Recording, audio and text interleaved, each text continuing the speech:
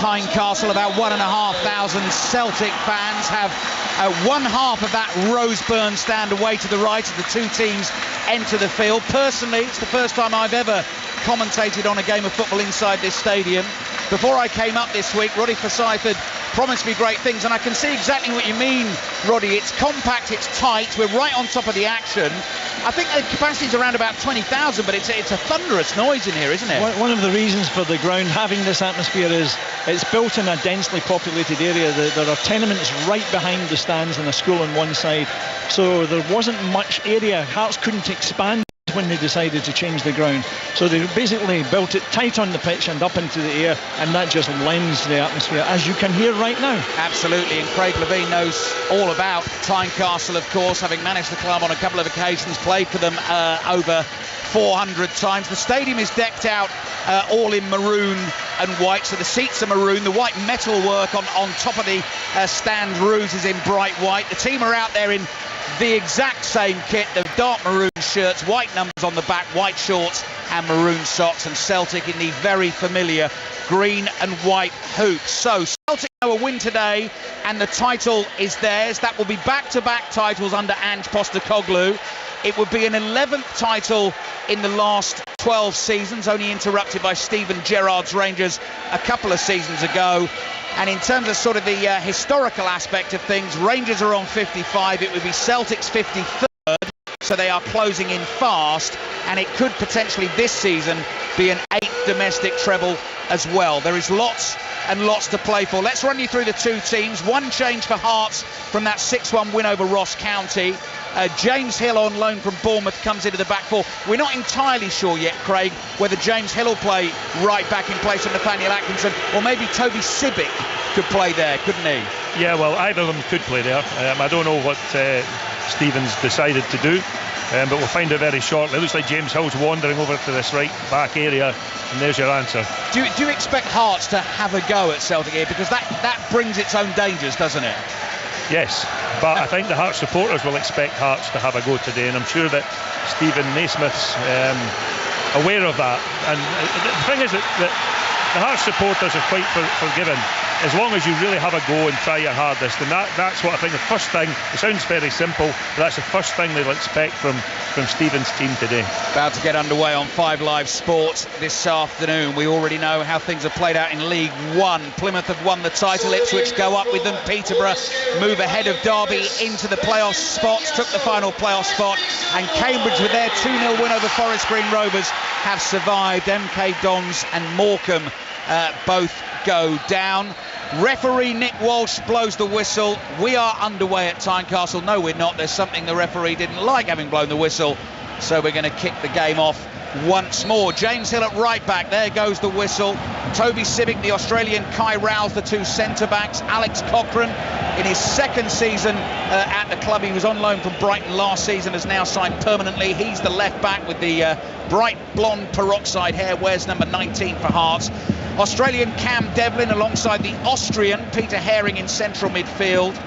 Japanese star Yutaro Oda in support of Josh Ginelli, Barry Mackay, former Rangers man, and Lawrence Shankland with that hat-trick back in October in a thrilling game here at Tynecastle, which Celtic eventually won by 4 games to 3. That is a massively overhit pass by Rio Hatate. Possibly a little bit of adrenaline running through the system there, because he was looking for the wide ball out to the right. He found about the 10th row up in the stands there. He's been fabulous for Celtic so far this season, and that is slightly unusual for him. Joe Hart in goal for Celtic.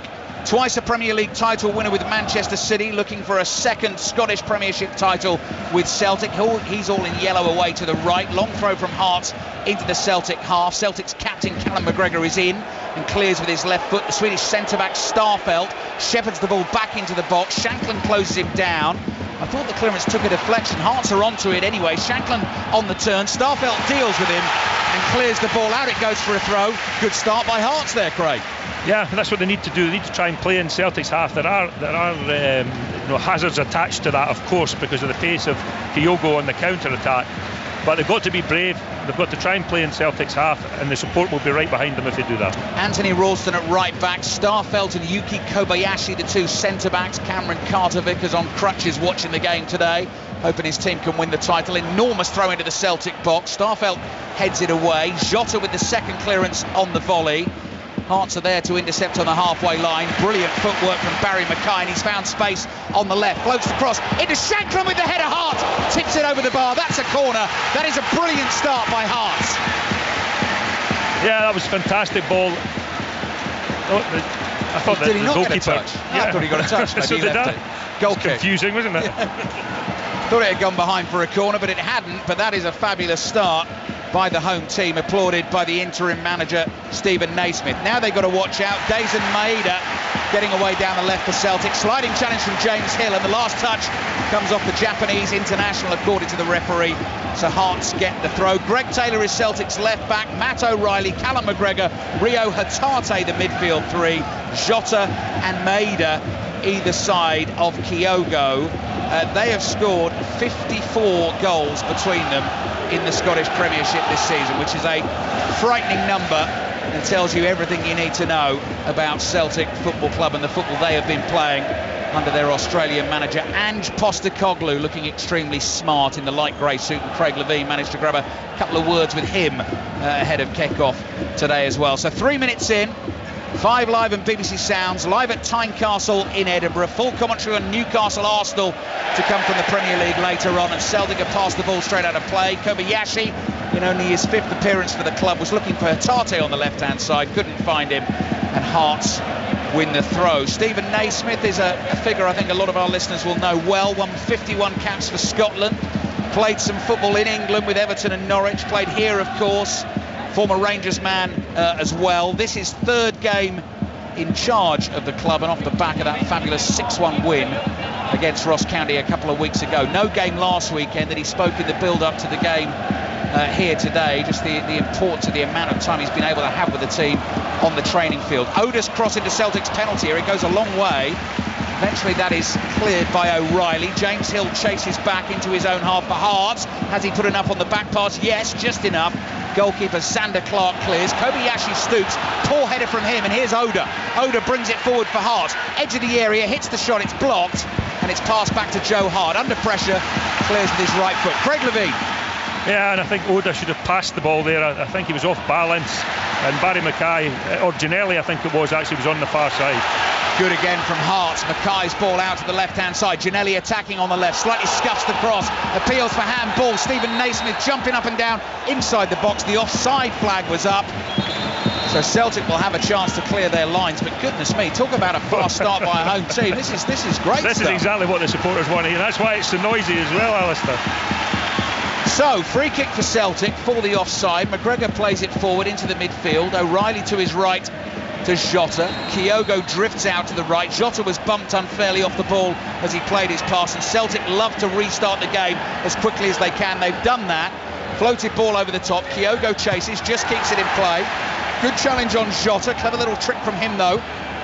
Keeps it for Celtic, who are playing from right to left in this first half. Greg Taylor feels that Celtic should have a free kick 30 yards from goal. Or did the ball hit the referee? Nick Walsh, the referee, right. So Celtic will get the ball back as soon as we can get a ball to the referee. Manchester United's women leading Tottenham by 3-0 in the WSL last week. Heard Shojo Saka actually can bring us up to date. I believe the full-time whistle has blown. Shojo. Just gone, Ali. Yeah, Manchester United 3, Tottenham 0. United's goals coming from Leah Galton, Alicia Russo and Nikita Paris. They had the game sewn up just in the early stages of the second half. Tottenham missed some good chances, but United deserved winners. It takes them 6 points clear at the top as it stands. Tottenham still have work to do to avoid relegation. Manchester United 3, Tottenham 0 is finished. Yeah, Manchester United 50 points. Manchester City now playing that game in hand. I can see via the BBC Sport website they're a goal down away to Liverpool, so 6 points behind Manchester United, but a goal behind today. And Chelsea, keep an eye on them as well. They've got 3 games in hand, and they are now 7 points behind Manchester United. We've got full commentary on Chelsea-Everton on Sports Extra tonight. Ginelli chasing a ball forward. Starfelt doesn't get much on the clearance. It falls to Mackay for Hearts. He beats Starfelt on the outside. Starfelt makes the block on the cross, and as you can tell by the roars inside the stadium, Hearts have won a corner. Yeah, good defender from Starfelt there actually. Ginnelly is very, very quick, and I do remember watching a game early last season when Ginnelly gave Starfelt such a difficult time, so I think he'll be aware of that, but he was certainly alert enough there. So corner for Hearts, which will come in from their left flank, attacking the goal away to our right.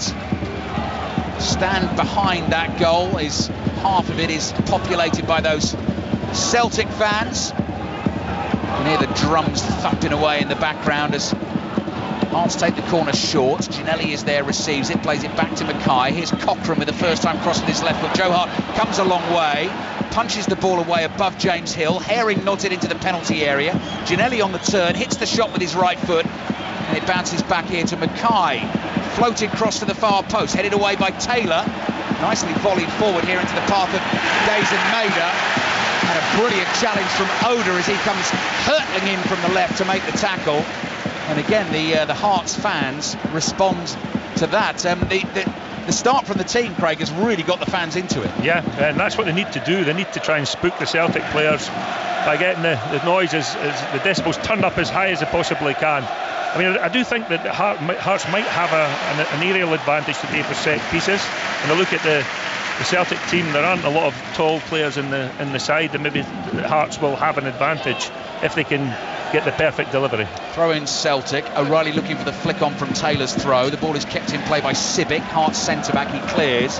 Kobayashi very calmly controls it on his thigh, then gives it away. Taylor helps out for Celtic, nips in to win it. Kobayashi plays it to Callum McGregor, back to Joe Hart, who moved to his left to give him an option, and Celtic, with some first-time passing, worked the ball up to the halfway line. Maida's challenged by James Hill from behind, and it goes out for a throw-in to Celtic. So all these Japanese stars in Celtic's team, who, as Craig was saying, have been so successful for Celtic over the last couple of seasons, but Yutaro Oda is one in the Hearts team, 21 years old, plays in the attacking three in behind Shankland for Hearts, joined Hearts from Vissel Kobe in January. Hatate's ball, Maida tries a little back heel flick, it breaks loose on the edge of the box, laid back here to McGregor.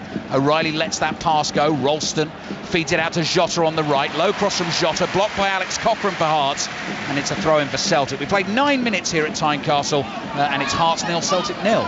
Yeah, and I think Stephen Naismith will be exceptionally pleased with how his team have started. I think it was really important to be aggressive in their play and also in their defending, and they've done both of those things. Now that's a push in the back there from Carl Starfelt, who does the classic thing of immediately putting his hands up and saying, "What, me? What are you talking about?" But we could all see it, so that'll be a free kick for Hearts inside their own half. Aston Villa's women 1-0 up away to Reading. Newcastle Arsenal, our commentary from the Premier League at 4:30 this afternoon. Ian Dennis and Stephen Warnock with that one. Updates on West Ham, Manchester United, 7 o'clock kickoff in the Premier League. Those updates into 6:06 tonight. Natalie Pike is hosting that with Chris Sutton. And match of the day 2 tonight for the Premier League highlights. BBC One at 10:30. We'll be taking you racing at Newmarket shortly. The Pretty Polly Stakes with John Hunt on the way here on 5 Live. Good start to this game though. Celtic knowing a win clinches the title regardless of what happens at Ibrox. 3 o'clock kickoff between Rangers and Aberdeen. Joe Hart clears with his right foot downfield. Sibic calls, heads it powerfully forward. Herring flicks the ball on. Shankland tries to bring it under control. Bumped into by Callum McGregor, knocked off balance. Doesn't get the free kick. Nice turn from Oda. Nutmegs Greg Taylor. Down the right he goes. Low cross into the box. Is intercepted by O'Reilly, and then McGregor calmly passes out from the back. It's intercepted and cleared, and that will be out for a throw-in to Celtic in their left-back position. Craig Levine. Yeah, Hearts are certainly on the front foot, and that was demonstrated there by the way Devlin read that situation. He could have shown a little bit more composure, I think, and taken a touch and put the ball out to Oda in the wide area. But I'm really impressed with Oda in this first 10-15 minutes of the match.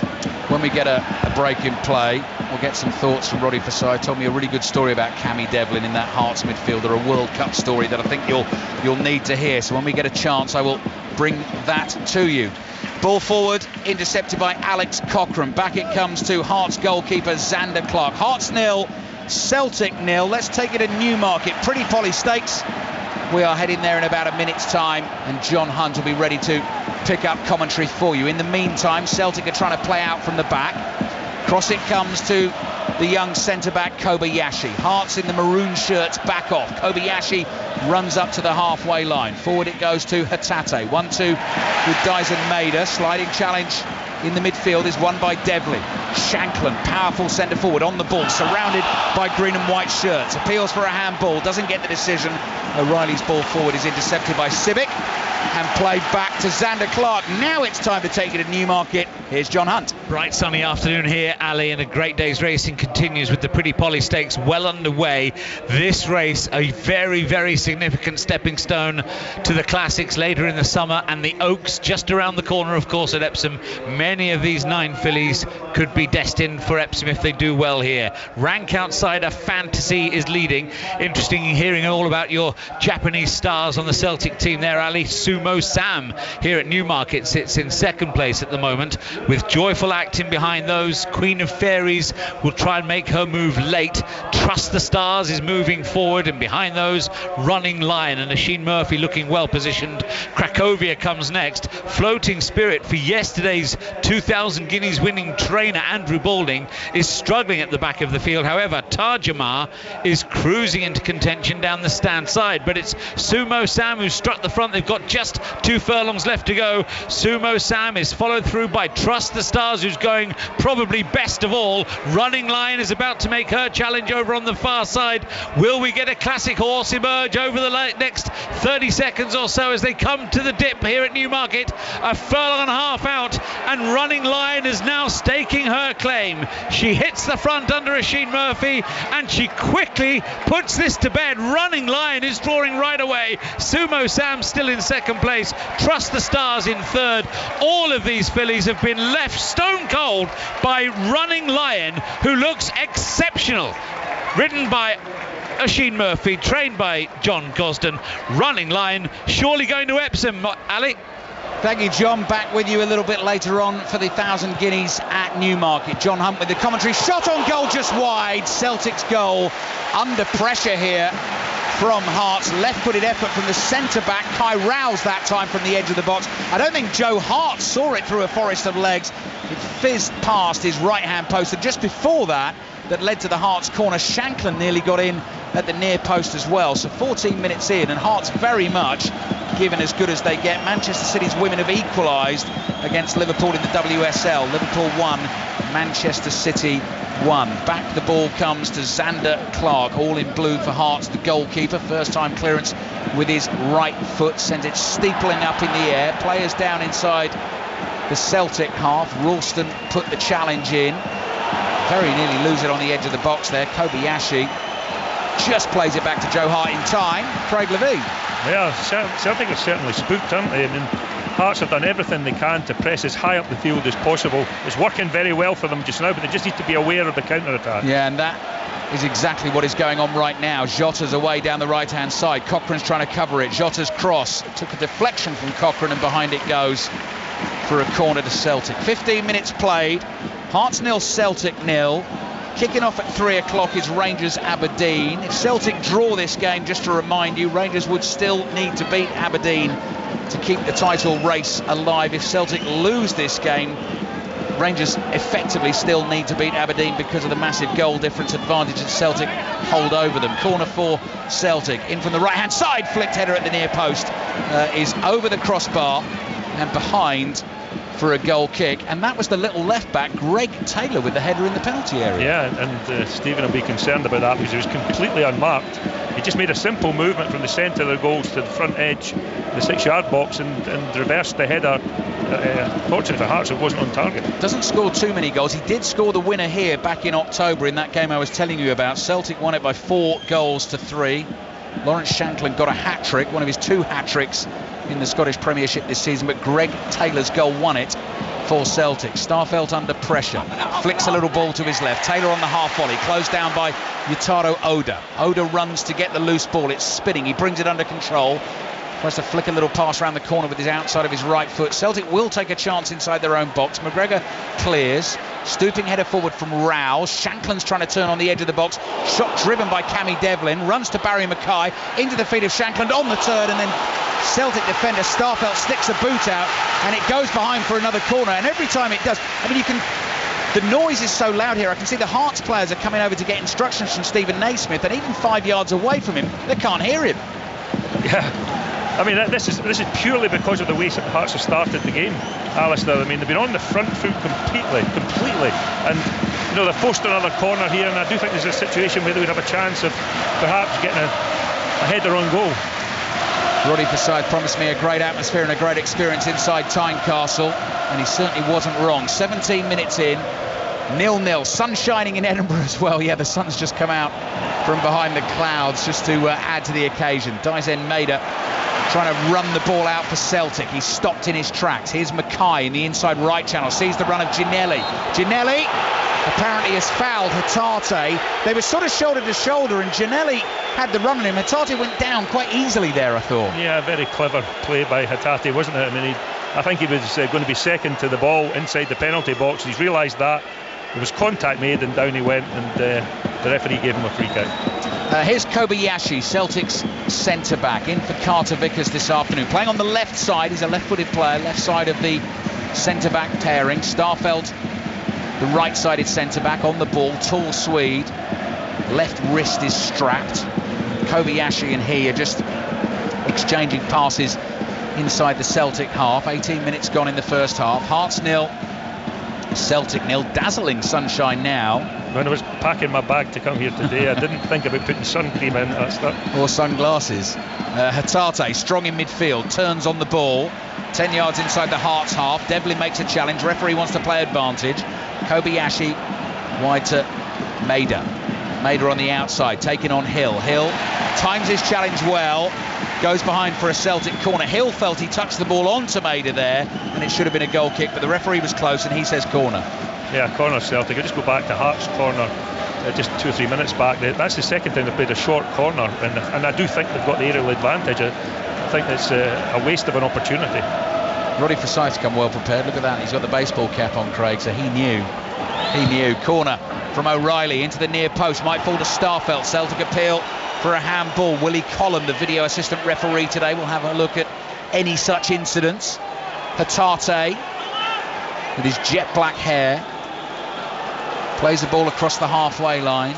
Running onto it is Ralston, who's got a splash of mud on the left-hand side of his white Celtic shorts. His through ball is overcooked. Xander Clark slings it out underarm to the Austrian midfielder Herring. Barry Mackay, then Shankland, first time ball. Herring's continued his run out to the left, midway inside the Celtic half, working the ball back onto his right foot and playing to his midfield partner, the Australian Devlin.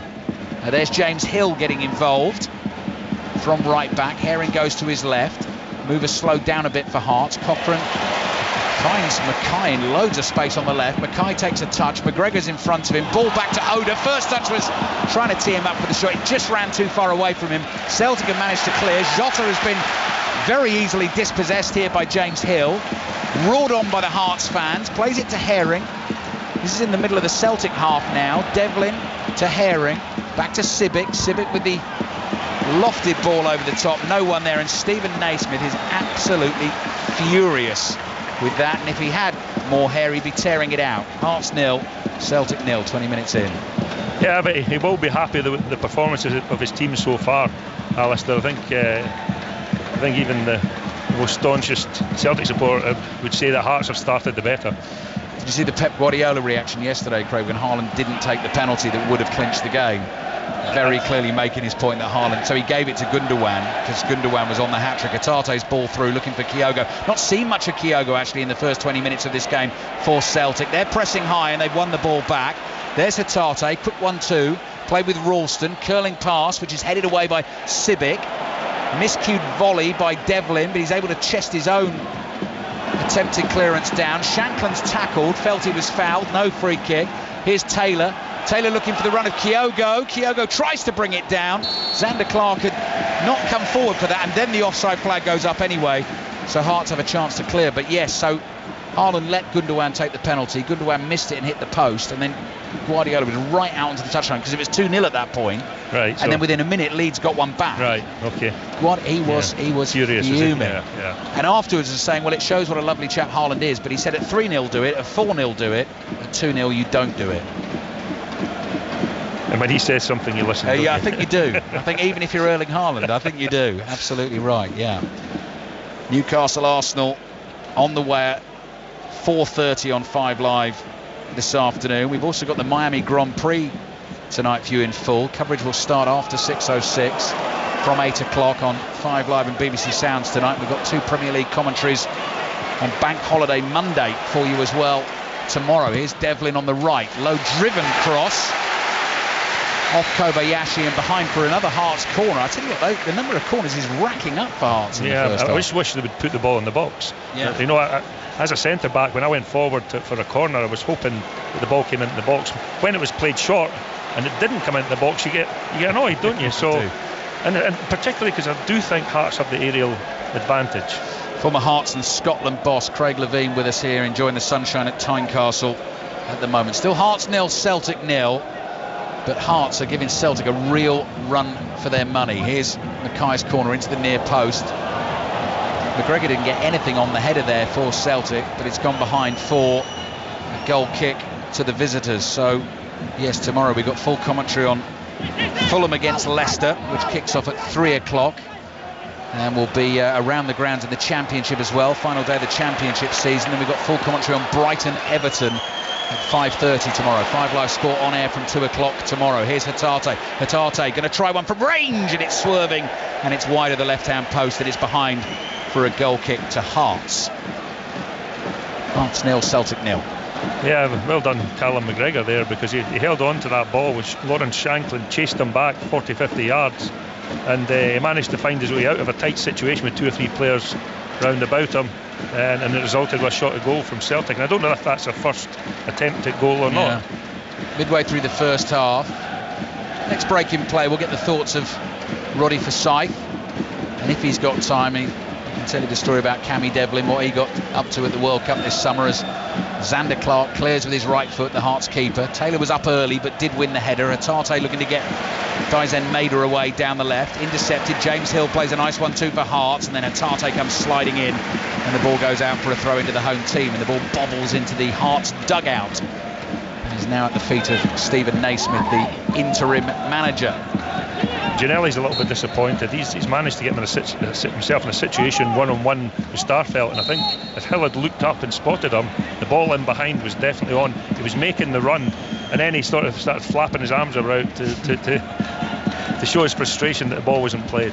Hill's got a massive long throw. It's a big ballooning, sort of arcing throw, but it's difficult to deal with. Hatate in the left back position plays back to Greg Taylor. Oda is all over him for Hearts here. Taylor twisting and turning, and eventually it goes behind for a goal kick. Right, 24.5 minutes gone.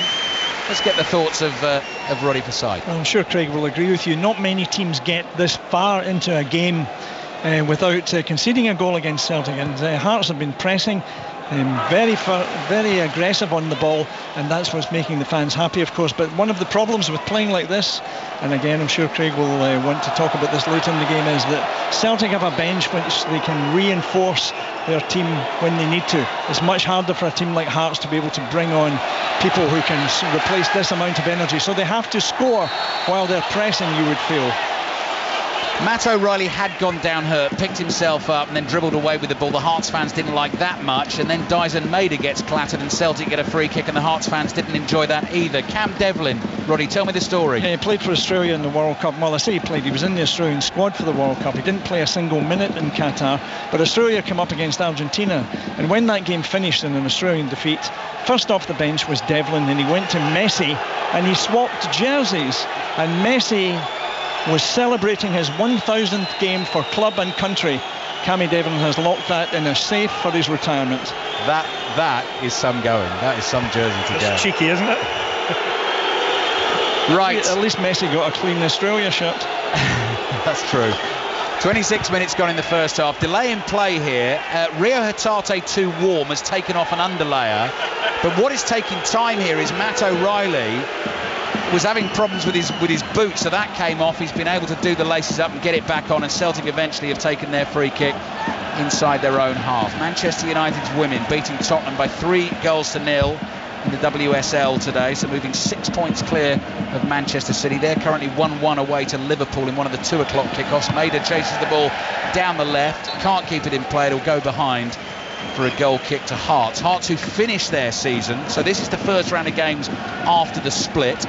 They will finish their season at home to Hibs. They're currently 1 point ahead of Hibs. So Hearts in 4th, Hibs in 5th. Hibs beat St Mirren yesterday.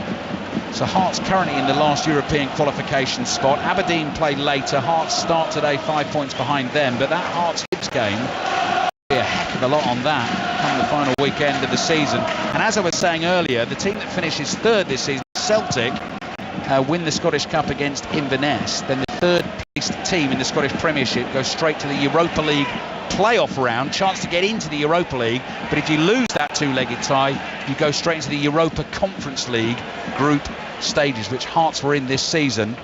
And it did them a world of good on the financial front, and obviously the experience of playing in Europe as well. So lot to play for. Oda's headed down, chested down by McGregor.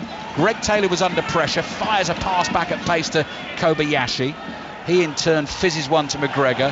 He's looking for the run of Greg Taylor. Taylor down by the byline, and Xander Clark gets there just in time to grab it off the boots of Taylor. Yeah, I thought Xander was just a little bit slow to come off his line there. I think he could have dealt with that situation. And Toby Civic's probably a little bit more worried than he needed to be if Xander had come out just a fraction earlier. There was another one earlier as well, Craig, and I know the offside flag went up, but there was a ball over the top played into Kyogo where I thought Xander Clark had stayed when he might have come. Yeah, I mean, normally, of course, Craig Gordon would be between the sticks. Xander's getting a run for the last, months actually now, because Craig's been out with an injury. So, yeah, I just thought he was a bit hesitant. As a centre-back again, you want your goalie to give you clear instructions. Another massive long throw from James Hill down the right flank for Hearts. Celtic have dealt with it. Here's Hatate. Dribbles round Oda, plays it to Taylor, and looks to get the ball up the line to Dyson Maeda. And that'll actually be a throw-in. It's been passed straight out of play, throw-in for Hearts in an attacking position on the right. I think Shankland might be the key to Hearts getting a goal today, and it sounds obvious, but every time the ball's come up to him and Kobayashi's been marking him, he's managed to retain possession of the ball, and that then allows the other attack-minded players to make runs. And I think he's done very well so far, Shankland, in his hold-up play. 25 goals in total so far this season for Lawrence Shankland. Another long throw from James Hill. That's a flatter one, but it goes miles towards the far post. It's headed away. Devlin nods it to his left. Barry Mackay gets onto it. Two Celtic defenders with him, and he's won yet another Hearts corner. Hearts 0, Celtic 0. Shankland, who was playing his football in Belgium last season, he was only over there for a season, having joined from Dundee United, joined Beerschot. At Hearts this season, Roddy was mentioning claims for the international squad as well. Some big games coming for the national side in June, away to Norway, Erling Haaland et al. And Georgia at home a few days after. Corner comes in, Hill is up, heads it way over the bar. The ball lands on the roof of the net, and that will be a goal kick for Celtic. And Joe Hart is chasing that ball around. He was trying to flick it off the top of the net with his right hand, couldn't quite get it. The Hearts fans are giving him some stick. And Aston Villa's women are 2-0 up away to Reading in the WSL. Commentary on Chelsea-Everton, 6:45 tonight on Sports Extra. Celtic play out from the back. Ralston looking to get one away down the right. Devlin's got a really good handful of Kyogo's shirt there. The referee spotted it. Free kick Celtic, and immediately ball goes down and away they go. That's something you've got to watch out for with Ange Postecoglou's teams. Kobayashi didn't see anything up the field. He's had to come back. Starfelt immediately plays the ball back to Joe Hart. Hart all in yellow, dazzling yellow in this sunshine, plays to his left. Little 1-2 between Kobayashi and Greg Taylor, and Greg Taylor waves Kobayashi forward and says, look, there's space here, bring it up, and he does. Across the halfway line. Here's Dyson Maeda. Slide tackle on him by Hill, didn't knock the ball out of play. Maeda plays it back to Taylor. Taylor finds Hatate on the edge of the box, looks to slide one through to O'Reilly. It's intercepted. Oda, space to run into here at Tynecastle, roared on by the Hearts fan, plays the pass to the left, it's intercepted by O'Reilly, and Celtic have it back.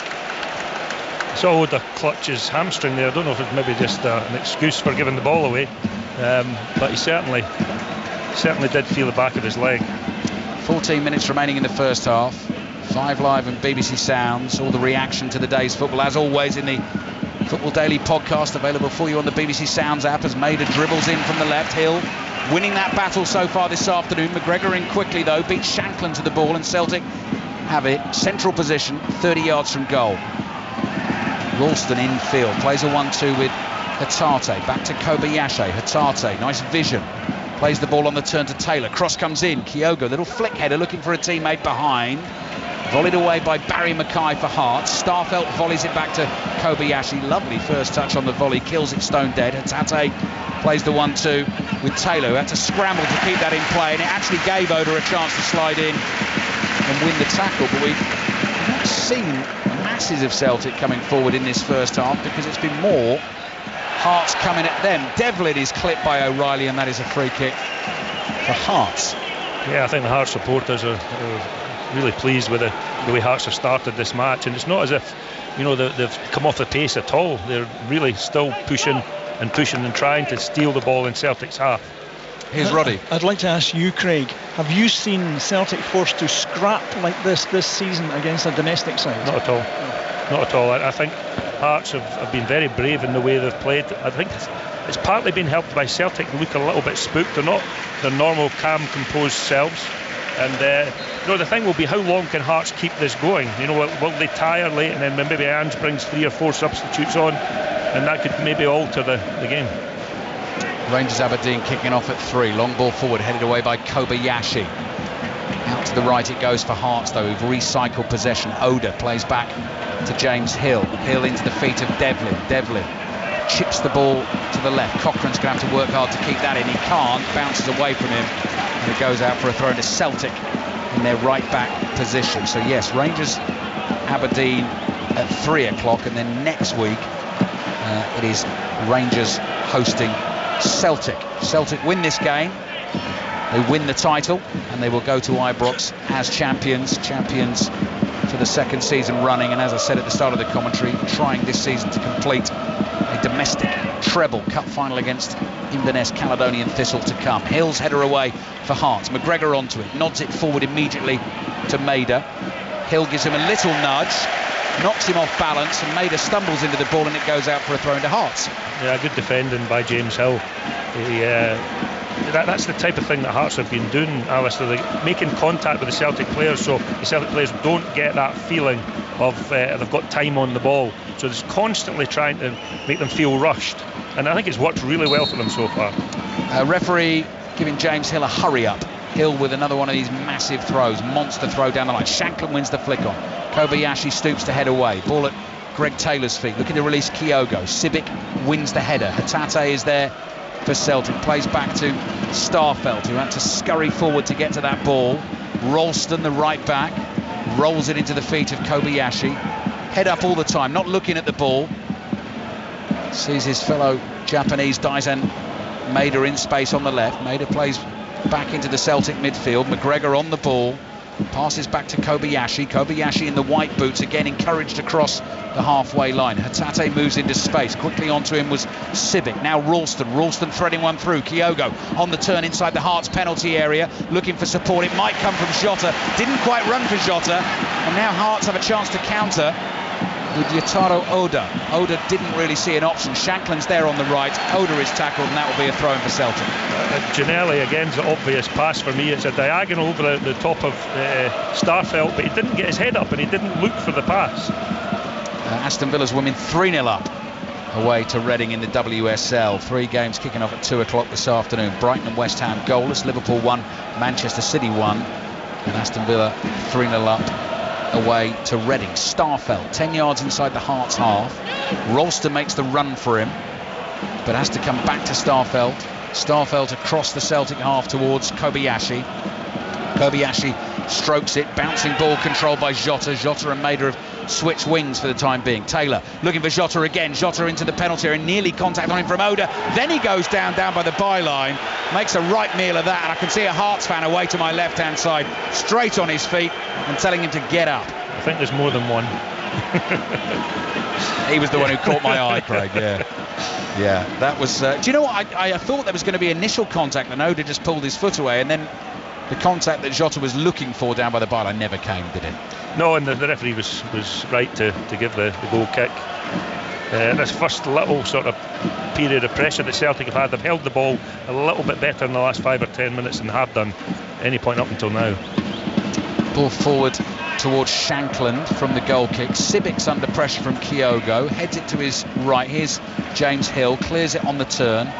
Kobayashi with a powerful header forward. Hill volleys it away for Hearts, goes straight up in the air. Ralston's there, another header one. Rowles, his header only finds McGregor. McGregor gets the ball down on the deck, which is where Celtic want it.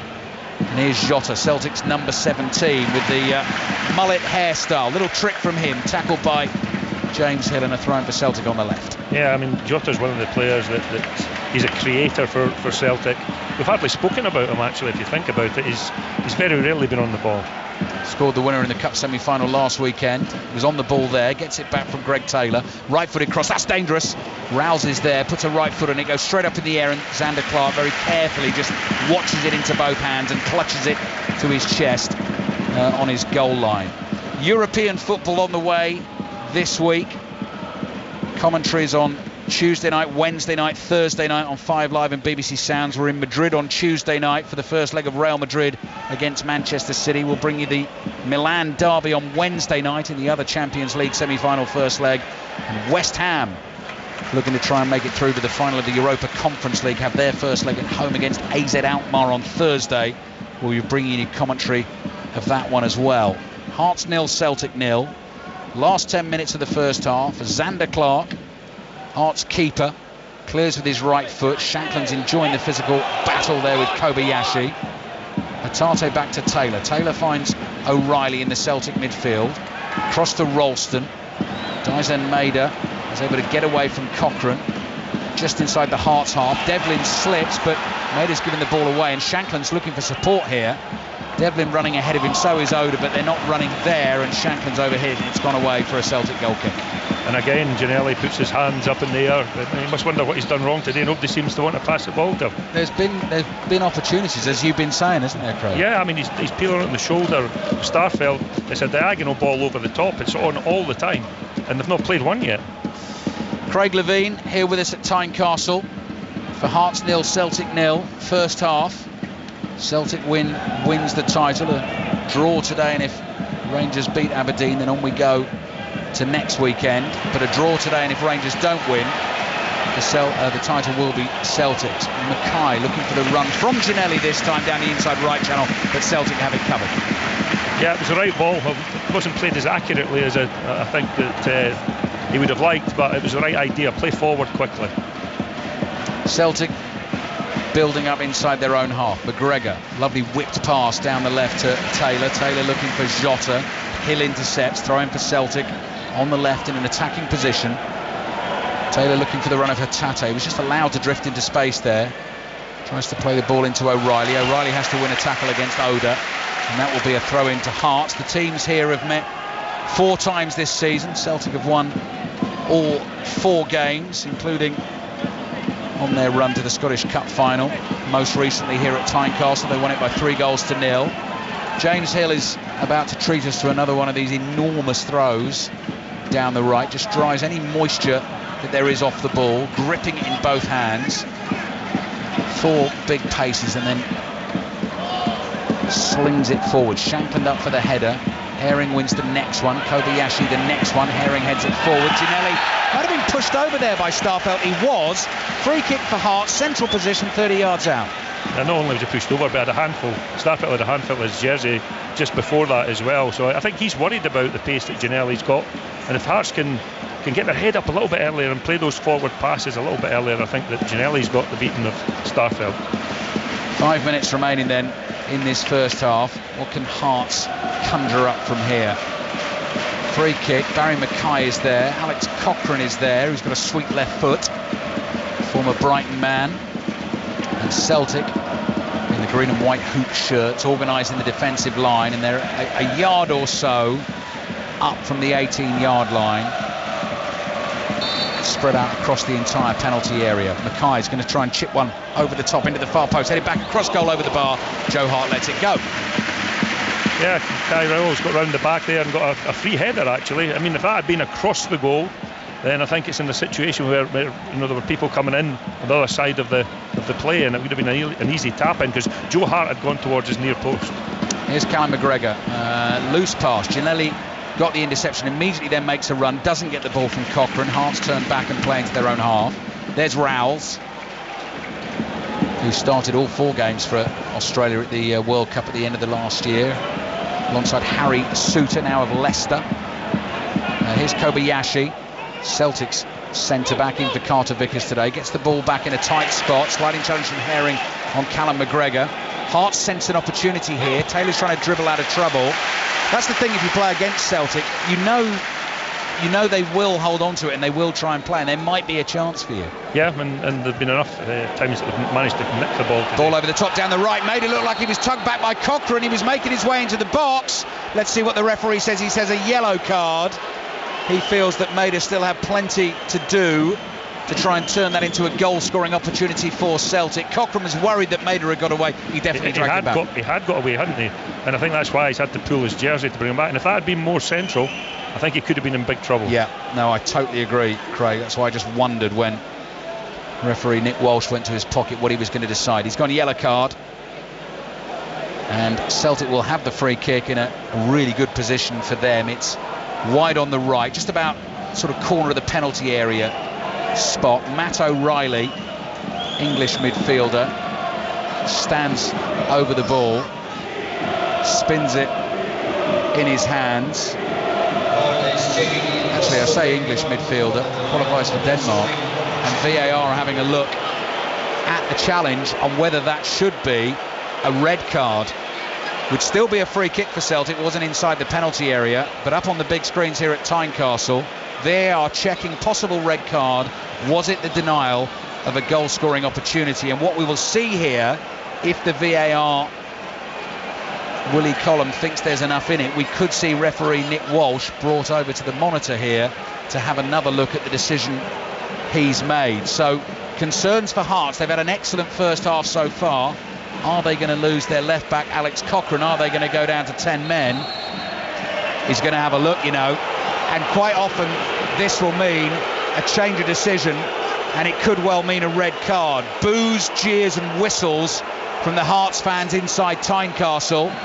Nick Walsh, the referee, has gone running over to the far side of the field from us and is having another look here at the challenge by Cochrane on Dyson Maida, and he's going to have to decide, Craig Levine, whether it was the denial of a goal-scoring opportunity given the position it was in. Yeah, well, Willie Collum obviously thinks it deserves a look. He's over there just now deliberating. We'll find it very shortly. Yeah, and it's one I think where you want to see if the referee is strong enough in his own mind that it wasn't, he can stick to his decision. Here he comes, he's delaying the delivery of the decision. What's he going to do? He's going to change his mind, and he's going to bring Alex Cochrane over towards him, and he's going to say no more yellow card. That is a red card. You are off just before half-time. Hearts are down to 10 men, and that gives Celtic a massive opportunity to push on for the win, to win the title this afternoon. We don't have a monitor in our position. In real time, it looked like one that was debatable, Craig Levine, because of the angle Maida was coming in at. But as you say, Willie Collum has asked Nick Walsh to go and have a look. Walsh has changed his mind. Yeah, often, well, most of the times when the referee does go across, he will change his mind. I mean, I don't know. I'd love to see it again. Yeah. By the way, there's a chance Naismith could be red carded here. He's had a right go at the assistant on this side, who's told him twice to go and sit down or get out of his face. We'll keep an eye on that as well, Roddy. Free kick for Celtic. Hearts are down to 10 men late in the first half. Hearts 0, Celtic 0, and Alex Cochrane is very slowly and dejectedly leaving the field, and he's been given a standing ovation as he leaves the field. So the Hearts fans making it very clear how they feel about the decision. Another one to be discussed on 6:06 tonight. Natalie Pike and Chris Sutton taking the calls. VAR new to the Scottish Premiership this season. As ever with it, as there have been, of course, all around the world, controversies, decisions debated. Cochrane is just shaking his head here. Stephen Naismith's going to give him a high five as he leaves the field. He doesn't agree with the decision. Definitely a free kick. He definitely caught it. Absolutely a free kick. It's just whether, you know, the next action that he was going to take was going to present a goal-scoring opportunity. That's the point. That is the point, Craig. And Yutaro Oda is going to be brought off immediately. So Stephen Naismith has decided he's going to have to change things here. So Oda is coming off. and Stephen Kingsley is coming on, and we've still got a bit of time to play at the end of this first half. Hearts 0, Celtic 0. Hearts down to 10 men. They actually finished the game at Celtic Park back in August. They lost 2-0 with 9 men. They lost 2 men late in that game, down to 10 men today. Hearts fans not happy, as you can hear. Their teams played brilliantly in the first half, but now they really are up against it. Decision to be discussed and debated at half-time, because I'm sure Steve Crossman will have been able to have a look at a monitor. So we'll have a chat to Steve in a moment. Matt O'Reilly with the free kick for Celtic. Into the far post, headed down and in. Starfelt volleys it in, the flag goes up, it's offside, and the Hearts fans rejoice in relief and feel that they sort of were probably owed that one after the sending off of Alex Cochrane. So Hearts down to 10 men, but it remains 0-0, and we're going to have another check, of course. Was the assistant referee right that was offside? I'll tell you what, I'd be interested in that one, Craig. I think it was the fact that it was the second action, wasn't it? Because the ball was headed down. I think it was going in. It was going in. Yeah. So if Starfelt doesn't put a foot on that, absolutely, that could have been a goal. Yeah. So I think Starfelt might have been offside. I don't know. I think you're right. So it's going to be another one for Steve to have a look at. But had Starfelt left it 2 yards from goal and let it go in, because I think it was beating Xander Clark, as Craig says, then the goal may well have counted. We're waiting. And you've got to feel for Oda, haven't you? Because he hasn't come off the field because he's not playing well. Yeah. He's come off because of structural change. Right. So VAR checking. They'll have the lines out in the studio. Yeah, offside. 0-0 it remains. Lots of delays and debate at the end of the first half. Hearts down to 10 men. Stephen Kingsley on the field. He's limbering up on the halfway line, and eventually Hearts will take their free kick for offside, and Stephen Naismith is steaming away down there. Once again in glorious sunshine on the touchline here at Tynecastle. Ginelli jumps, gets a flick on the ball, but it goes out for a throw into Celtic on the left. It's a long time to go for Hearts to keep their concentration against a team as dominant on the ball as Celtic. They haven't been today, and Hearts have been excellent in their defence and the way they've pressed, but this is going to be a long second half for them. Alex Cochrane actually was one of those players sent off against Celtic back in August, so that's twice against Celtic this season. He seemed bemused and baffled by the decision. Nick Walsh sent to the screen by Willie Collum, decided to change his mind. Dyson Maeder coming in from the left, so they've switched flanks again, him and Jota. The pass is no good. Shankland bringing it away down the right, knocks it through the legs of Callum McGregor, and a sliding challenge on him. That's from O'Reilly. That catches him, and I think O'Reilly may well get booked for the tackle. Yeah, I can see a flash of a yellow card in Nick Walsh's hand, so up it goes for Matt O'Reilly. Yellow card for Celtic. This will only increase the atmosphere for the second half. Yes. I mean, the Hearts fans feel aggrieved. Yes. And I know the way the team have played, they've been right behind them from the very first whistle, and given as much vocal support as they possibly can. And I think that's aided Hearts in the first half. Yeah, I think you're right, Craig. I think you can feel that sense of injustice simmering inside the stadium. So we've already played 4 minutes of added time at the end of this first half. It's still 0-0. Barry Mackay's free kick is deep and headed behind by Hatate for a corner to Hearts. Late corner for Hearts. That would stir things up if they could score from the set piece. We've been talking about their height advantage. Now down to 10 men, but they've got Kai Rouse. Herring is tall, but he lurks deep. James Hill's in the middle. Toby Sibbick's in the middle as well. Lawrence Shankland is very nearly standing on the toes of Joe Hart in the 6-yard box, and the Hearts fans are fired up, as you can hear. 5 Live and BBC Sounds. Rangers Aberdeen is underway at Ibrox. Here comes the corner at Tynecastle, into the far post, headed back across goal. Flying volley away from Hatate. Herring heads it straight up in the air. Hatate underneath it, cushions a header forward to Jota. Jota trying to get away down the left. He's running to Stephen Naismith. Naismith trips him up. Naismith goes flying. To be fair to Stephen Naismith, Naismith wasn't on the field, and actually both have picked themselves up, shaken hands, and everything seems to be okay. I'd love to see that again, because Stephen's quite cute with things like this. Right. The half-time whistle goes, so... Half-time. Well.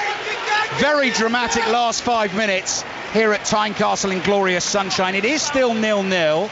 Celtic still know if they win the game, they win the title. They've got a man advantage because Alex Cochrane was sent off after Nick Walsh was sent to the screen. Initially gave him a yellow card for dragging back Dyson Maeder. Sent to the screen by Willie Collum, changed his mind, and then the Celtic goal disallowed for offside. Hearts 0, Celtic 0. Steve. Right, Ali, I've sent you a video of the red card that you can watch, and then you can take part in it, because I know you haven't got a monitor. On the offside, Ralston won the first header, didn't he? He was offside, so the first header was offside. Okay, so that was rightly whatever. Okay. Correct. But on the red card, I'll walk you through it as you dig it out. But Cochrane, it's one of those where the ball is bouncing, and it's at an angle, and there are covering defenders coming over. So you're looking for mitigation, aren't you? Yeah. And I would argue there is quite a bit of mitigation there, not least the fact that it's got to be clear and obvious. And I just cannot, for the life of me, understand how that threshold has been met. Well, at the moment, Steve, internet a bit slow, so I've just got the old whirly circle in the middle of the phone. But to the naked eye, Craig, we both felt there was still a lot for Maeder to do from the position he was in. I think Kyogo was in the middle, but Hearts had defenders back. And I actually felt at the time, yellow card, that looks right. See, I think the direction of the ball after it left his last touch wasn't taking him directly towards goal.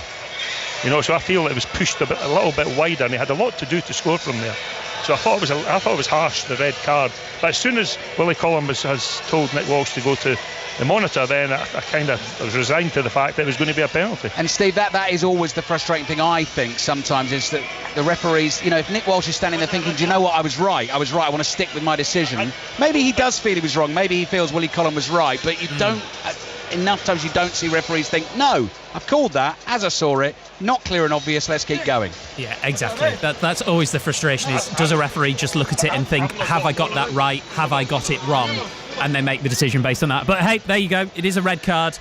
Celtic have still got a bit of work to do if they're going to win the title today. We'll be back for second half commentary, and Ali can look forward to getting that video when he gets home. So it is Hearts 0, Celtic 0. Celtic can win the Scottish Premiership title tonight. Plymouth have won the League One title, and their manager, Stephen Schumacher, will be with us after the news with Carl Hartley. Listen on BBC Sounds. This is BBC Radio 5 Live. Thank you, Steve. The Culture Secretary Lucy Fraser says the police had to make tough choices while handling a protest during the coronation. MPs and human rights groups have criticised the police after 52 people were arrested. Scotland Yard say they acted in a proportionate manner. Baroness Chakrabarti is a Labour peer and former director of the human rights group Liberty. There should be a proper separation between the legislators and the government on the one hand and those making operational decisions on the other. And I think we need more information in the hours and days ahead about whether that separation has been respected. Well, street parties are taking place across the UK today to celebrate the coronation. The Prime Minister is hosting one at Downing Street, while the Prince and Princess of Wales have made a surprise visit to one big lunch in Windsor. King Charles and Queen Camilla say they're deeply touched by the support shown during the coronation. In other news, a motorist has been held at gunpoint by 3 men and forced to drive a suspicious object to a police station in Omagh. It caused a major security alert in the County Tyrone town, with a number of people being evacuated from their homes. Technical officers examined the object, and it's now being sent for further investigation to establish its viability. And the UN's top humanitarian official has arrived in Jeddah in Saudi Arabia to help bring about peace in Sudan.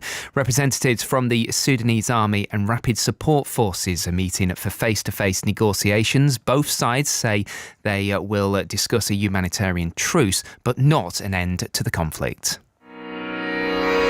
Take time for yourself with BBC Sounds. Let's take a moment to come into the space. The music and meditation podcast with Neil. If you're curious about meditation or new to it, this is the perfect place for you. The Mindful Mix. And Ultimate Cam with Oliver Arnolds. Exploring music that can bring complete peace of mind. Listen on BBC Sounds. More live Premier League football than anyone else. 5 Live's Premier League Sunday. With Steve Crossman. We have had some drama in the National League playoff semi-finals. You might remember Notts County, despite getting over 100 points, were not promoted automatically, where they've just scored in the 120th minute of the playoff semi-final against Boreham Wood. Notts County 3, Boreham Wood 2. Notts County are on their way to the playoff final. Another team that have got over 100 points, but not only have been promoted, they have won the league this afternoon. Our Plymouth Argyle and their manager Stephen Schumacher has joined us. Stephen, congratulations. Thanks very much, Steve. It's been a brilliant day. In fact, it's been a brilliant season for us to even just get automatic promotion. Last week was just amazing, and then we've gone and topped it off today with a winner's medal, so couldn't be any prouder. These fans have been waiting so long, haven't they? 2010, the last time they were in the second tier. Yeah, it's been a long journey. Obviously, we've had some difficult times as well at Argyle over the years, financially and whatever, but we've seen a progression over the last 4 or 5 years where we've been going in the right direction as a club, and the team on the pitch as well have been improving and getting better, and we've gone from League 2 now all the way through League 1, and we've won League 1 as champions, and now we're going to attack the Championship if we can. Stephen, I'm going to ask you a question now that I've never asked anyone ever before, because there's a picture on the BBC Sport website of you puckering up next to the League 1 trophy. So what does it taste like? It was nice and shiny. I think it'll taste better on the journey home because it'll be full of champagne. So I'll definitely be having a drink out of it on the coach journey back. Yeah. How are you going to celebrate then? Well, we've got a big promotion party tomorrow, an open top bus parade. That was planned anyway, but now we can go and take the winners' trophy on there. We've got a yacht taking us to the buses around the city, and it'll be brilliant for all of our fans who've travelled up and down the country and the ones who've supported us at home park and afar to come out and celebrate with their team. Stephen, that is great, but I feel like you've left something out here, haven't you? You might have left something out. I read that if Plymouth got over 100 points this season, you were going to get a tattoo. I did say when I said that it's a joke, and I didn't actually mean it. But I did promise my daughter. I've not got one single tattoo on my body. I'm not a fan, but I said if we get 101 points and win the league, I'll get it on my backside. But I think I'm going to have to renege on it. Fair enough.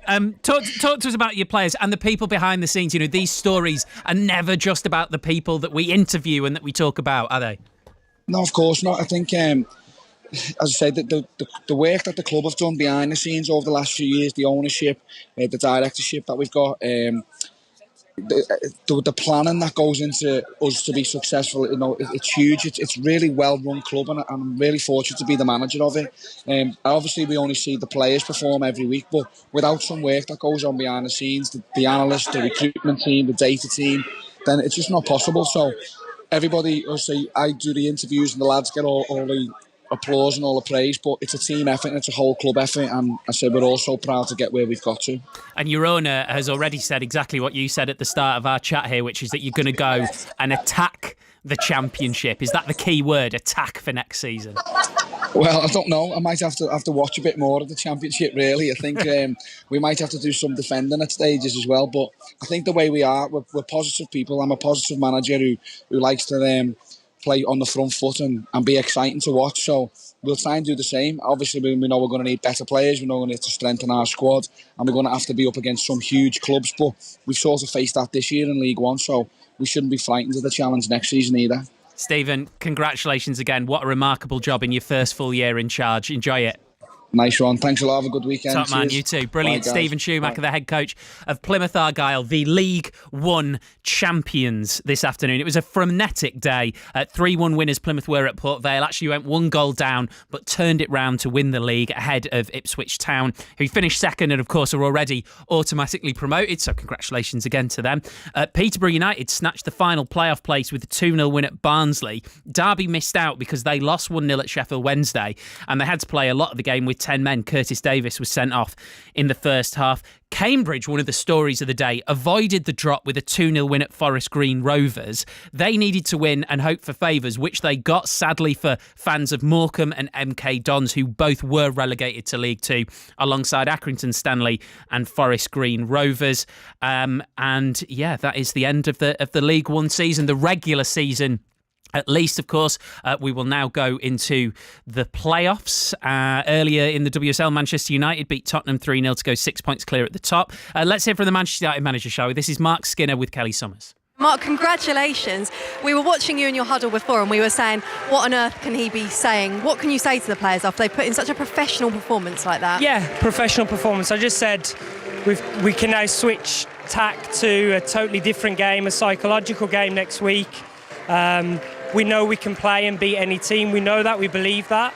But actually now it's about really figuring out what it looks like next week for us. It must be hard to have kept their attention on today's game with such a big game next weekend. They've been excellent all year, to be honest. I always take it a game by game, and so they know if they slip up without concentrating on one game, it's not in their favour. So, we pretty professional, and we've been professional today. 3 games which are live at the moment, but Manchester City at the minute are missing the opportunity to close the gap back to what it was at the start of play, because they're 2-1 down at Liverpool. It's Brighton 0, West Ham 0, Reading 0, Aston Villa 4. It's Hearts 0, Celtic 0, half-time in the Scottish Premiership. We'll be back at Tynecastle soon for second half commentary. Of course, Rangers know that they are not going to win the league title this season regardless, but they are at home to Aberdeen, and Gavin Wallace is watching. 90 minutes on the clock, Rangers 0, Aberdeen 0. Ravi Matondo on 3 found himself and Todd Cantwell just outside the box. Cantwell's shot just fired over, and 30 seconds ago Cantwell again found himself in a great bit of space inside the box, but the shot just centimetres by Kelarusi's goal. It's all Rangers, but 0-0 at the moment. Gavin, thank you very much. Elsewhere today, Tottenham and Crystal Palace say they're working with the Met Police to identify a fan who's alleged to have racially abused Spurs player Son Heung-min. Crystal Palace say they've shared video footage with the police from the away end during yesterday's match in the Premier League. The England head coach Steve Borthwick has completed his coaching lineup ahead of this September's Rugby World Cup. Leicester Tigers assistant Tom Harrison will lead on England's scrums and joins from next month. Kevin Howells is at Headingley today watching the final day of the County Championship match between Yorkshire and Glamorgan. Johnny Bairstow, promoted to bat at 3 for Yorkshire, out for a duck this afternoon, faced just 9 balls, driving loosely at the bowling of Tim van der Gooten, caught by Marnus Labuschagne, of course. The Australian at second slip. Yorkshire's target distant 492. They're 212 for 2 with live on 132. And that move of Chris Rushworth from Durham to Warwickshire, always eye-catching. So too is bowling today. 7 wickets in the innings, 10 for the match. Hampshire all out for 97. A Warwickshire win by an innings and 84 runs. Kevin, thank you. And Red Bull's Sergio Perez starts on pole for tonight's Miami Grand Prix. His teammate, the championship leader Max Verstappen, is back in 9th. We'll have commentary from 8 p.m. Before that, full commentary at 4:30 of Newcastle versus Arsenal in the Premier League at St James's Park. That's where we find Ian Dennis for a match, Ian, with all the ingredients. Yes, I mean, I was at the Emirates in early January when these two played, and it was a goalless draw. It became quite a feisty affair, but you look at it today and you're just thinking this could have a load of goals in it here at St James's Park. We've got a little bit of blue sky. The cloud cover's quite high, but I think we're guaranteed a cracking atmosphere. Already the war flags, I can see that they're draped out over the grey seats at the Gallowgate end towards our right-hand side. And looking forward to it for, obviously, Arsenal trying to keep up with Manchester City, who went 4 points clear at the top yesterday. And for Newcastle, if they get the 3 points, then realistically I think there's another huge step towards Champions League football. Football works in a funny way, doesn't it? This time last year, Arsenal lost at Newcastle. That ended their top 4 dream. They're back again and they got to win. Yeah, they have. But even still, I think after watching Manchester City yesterday, I just think that Manchester City's current form, you can't see them dropping sufficient points to allow Arsenal to overhaul them now. I think Arsenal lost so much momentum in April. I don't think they can make up for that now, given Manchester City's form. And Newcastle actually are showing form that Manchester City will be proud of. I mean, they've won 8 of their last 9. They've turned St James's Park into a real fortress. I think Arsenal will do very, very well to get all 3 points here today. I wonder if fans of these two teams, I bet neither of them would have believed at the start of the season if we'd got here and said Arsenal are still in a title race and Newcastle probably should now get top 4. Well, quite. I think if you'd have said to an Arsenal fan, if you could, be in the top 4, they'd have probably snapped your hand off it. They're now guaranteed that for the first time since 2016.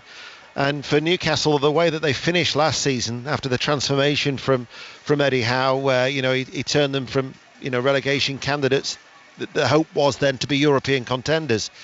And I was always mindful at the start of the season that the expectation levels, and I know how quickly and how high they can rise here on Tyneside, that I actually thought that might have been a hindrance. And I actually thought that if Newcastle just consolidated top 10 this season and then kick on for Europe the following season, I think that would have been progress, because they can't do what Manchester City did. I know they've got the funds with the takeover, but you can't accelerate your way to challenge for the top 4. And yet, that's exactly what Eddie Howe has done, and he's done it with prudent management, good recruitment, and obviously a brand of football that everybody's liking very, very much here. Absolutely. Ian, thank you very much. So Ian will have Stephen Warnock alongside him. That should be an absolute cracker. So I recognise after that it will be 0-0. It's 0-0 at half-time at Tynecastle. Let's go back there now. Second half commentary of Hearts Celtic on the way. Ali, I don't suppose that video's come through yet? It has. I've seen it. And actually, Steve, having seen it, and I was just trying to show it to Craig as well, I'm now of two minds. I'm thinking Mader's through on goal there. Really? I know he's coming in from the right-hand side, but if you run that forward, I think he's one-on-one with the keeper, and he's got a cut back there as well with the Celtic player ahead of the defender. So clear and obvious. I'm glad I do this job and not that job, basically. Yeah, Steve. Exactly. There's a lovely moment just now. Actually, I've just noticed Stephen Naismith is just coming back out of the tunnel right before the half-time whistle. As you guys saw, Naismith took a massive dive, and it looked sort of pretending he'd been pushed over. And I've just realised that Ange Postecoglou walked over to him and did the VAR symbol in the air as he went down. So yeah, the Celtic manager's enjoying himself, eh? Yeah. Well, I think. I mean, you've heard the atmosphere in the first half here. It's absolutely jumping in here, and I think these games can get a little bit tasty. But so far, it's been on the right side of things in that sense. And Stephen Naismith got very het up about the sending off of Alex Cochrane. Then that moment happened where he and Jota collided. But that's nice to see that Ange Postecoglou could use his sense of humour to calm things down. Second half then about to get underway here. 5 Live and BBC Sounds. The whistle blows.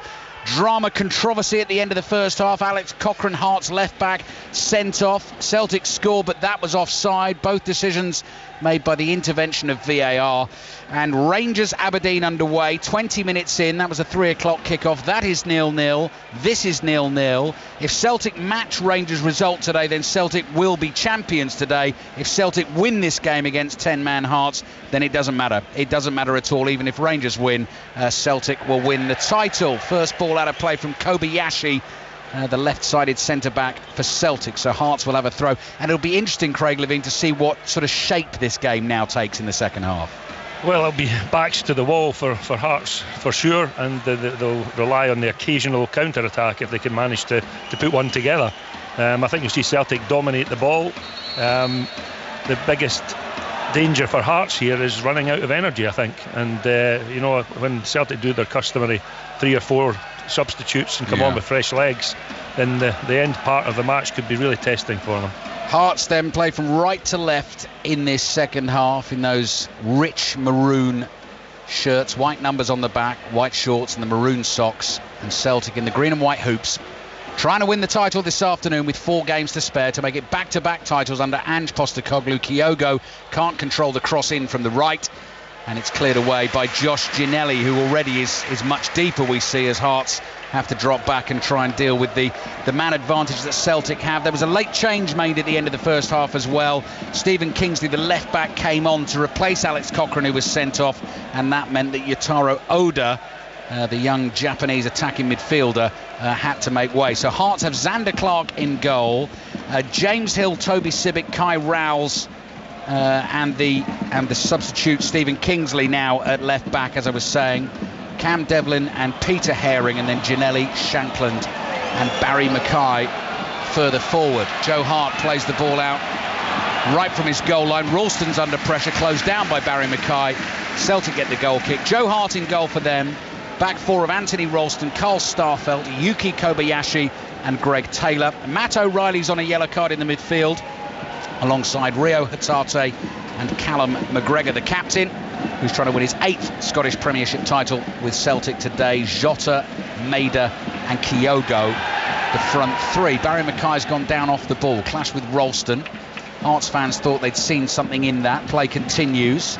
0-0, 3 minutes gone in the first half, and Gavin Wallace is our man at Ibrox, so as soon as we get news of any stories, goals, whatever happens there, We'll be straight across to keep you in touch with that. Both Celtic and Rangers playing concurrently with Celtic trying to win the title this afternoon. Here's Matt O'Reilly. O'Reilly wide to Jota, playing towards the Celtic fans away to our right. Jota with a trick and a curling ball. Made us up well at the far post, but heads it way over the crossbar, and Xander Clark, as he watches it fly by, leaps up and grabs the crossbar with both hands and swings like a little kid in the playground for a moment or two, and then gets ready to take the goal kick. Craig? I think James Hill took a knock in the back of his head there at the back post. He was down for a second, but he's up now, and hopefully it's not a problem for him. Latest scores in WSL. Brighton lead West Ham by 1-0. Liverpool's women back in front against Manchester City.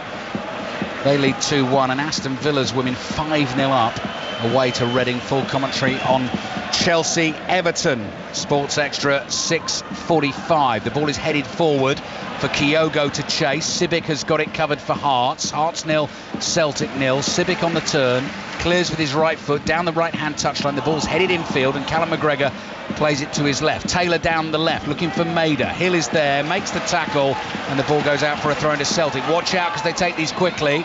No, Maida's going to let that go, and he'll leave it for Greg Taylor. We'll see what Celtic can do with this, and then we're going to take you to St James's Park, because I know Ian Dennis has the team news in his hand ready to go ahead of our 4:30 commentary, which is Newcastle against Arsenal. Here's Starfelt for Celtic to Ralston. Ralston to Jota. Jota down the right to O'Reilly, who gives it back to Jota. Back to O'Reilly again, corner of the area, looking for the run here of Hatate. Volleyed effort, just wide of the far post, behind for a goal kick. Let's bring in Ian Dennis and get that team news. Ali, for the first time in the Premier League, both Callum Wilson and Alexander Isak start together for Newcastle. The one change for the home side is Wilson replacing Gordon. One change for Arsenal, Martinelli replaces Trossard. And which one of Wilson or Isak have you got in your fantasy team, Deno? I don't think I've got either, actually. Really? You surprised me. Yes. You surprised me. There we go. Very proficient fantasy football manager is Ian Dennis. He's also an extremely good football commentator. You'll be listening to him from 4:30 this afternoon. Newcastle against Arsenal.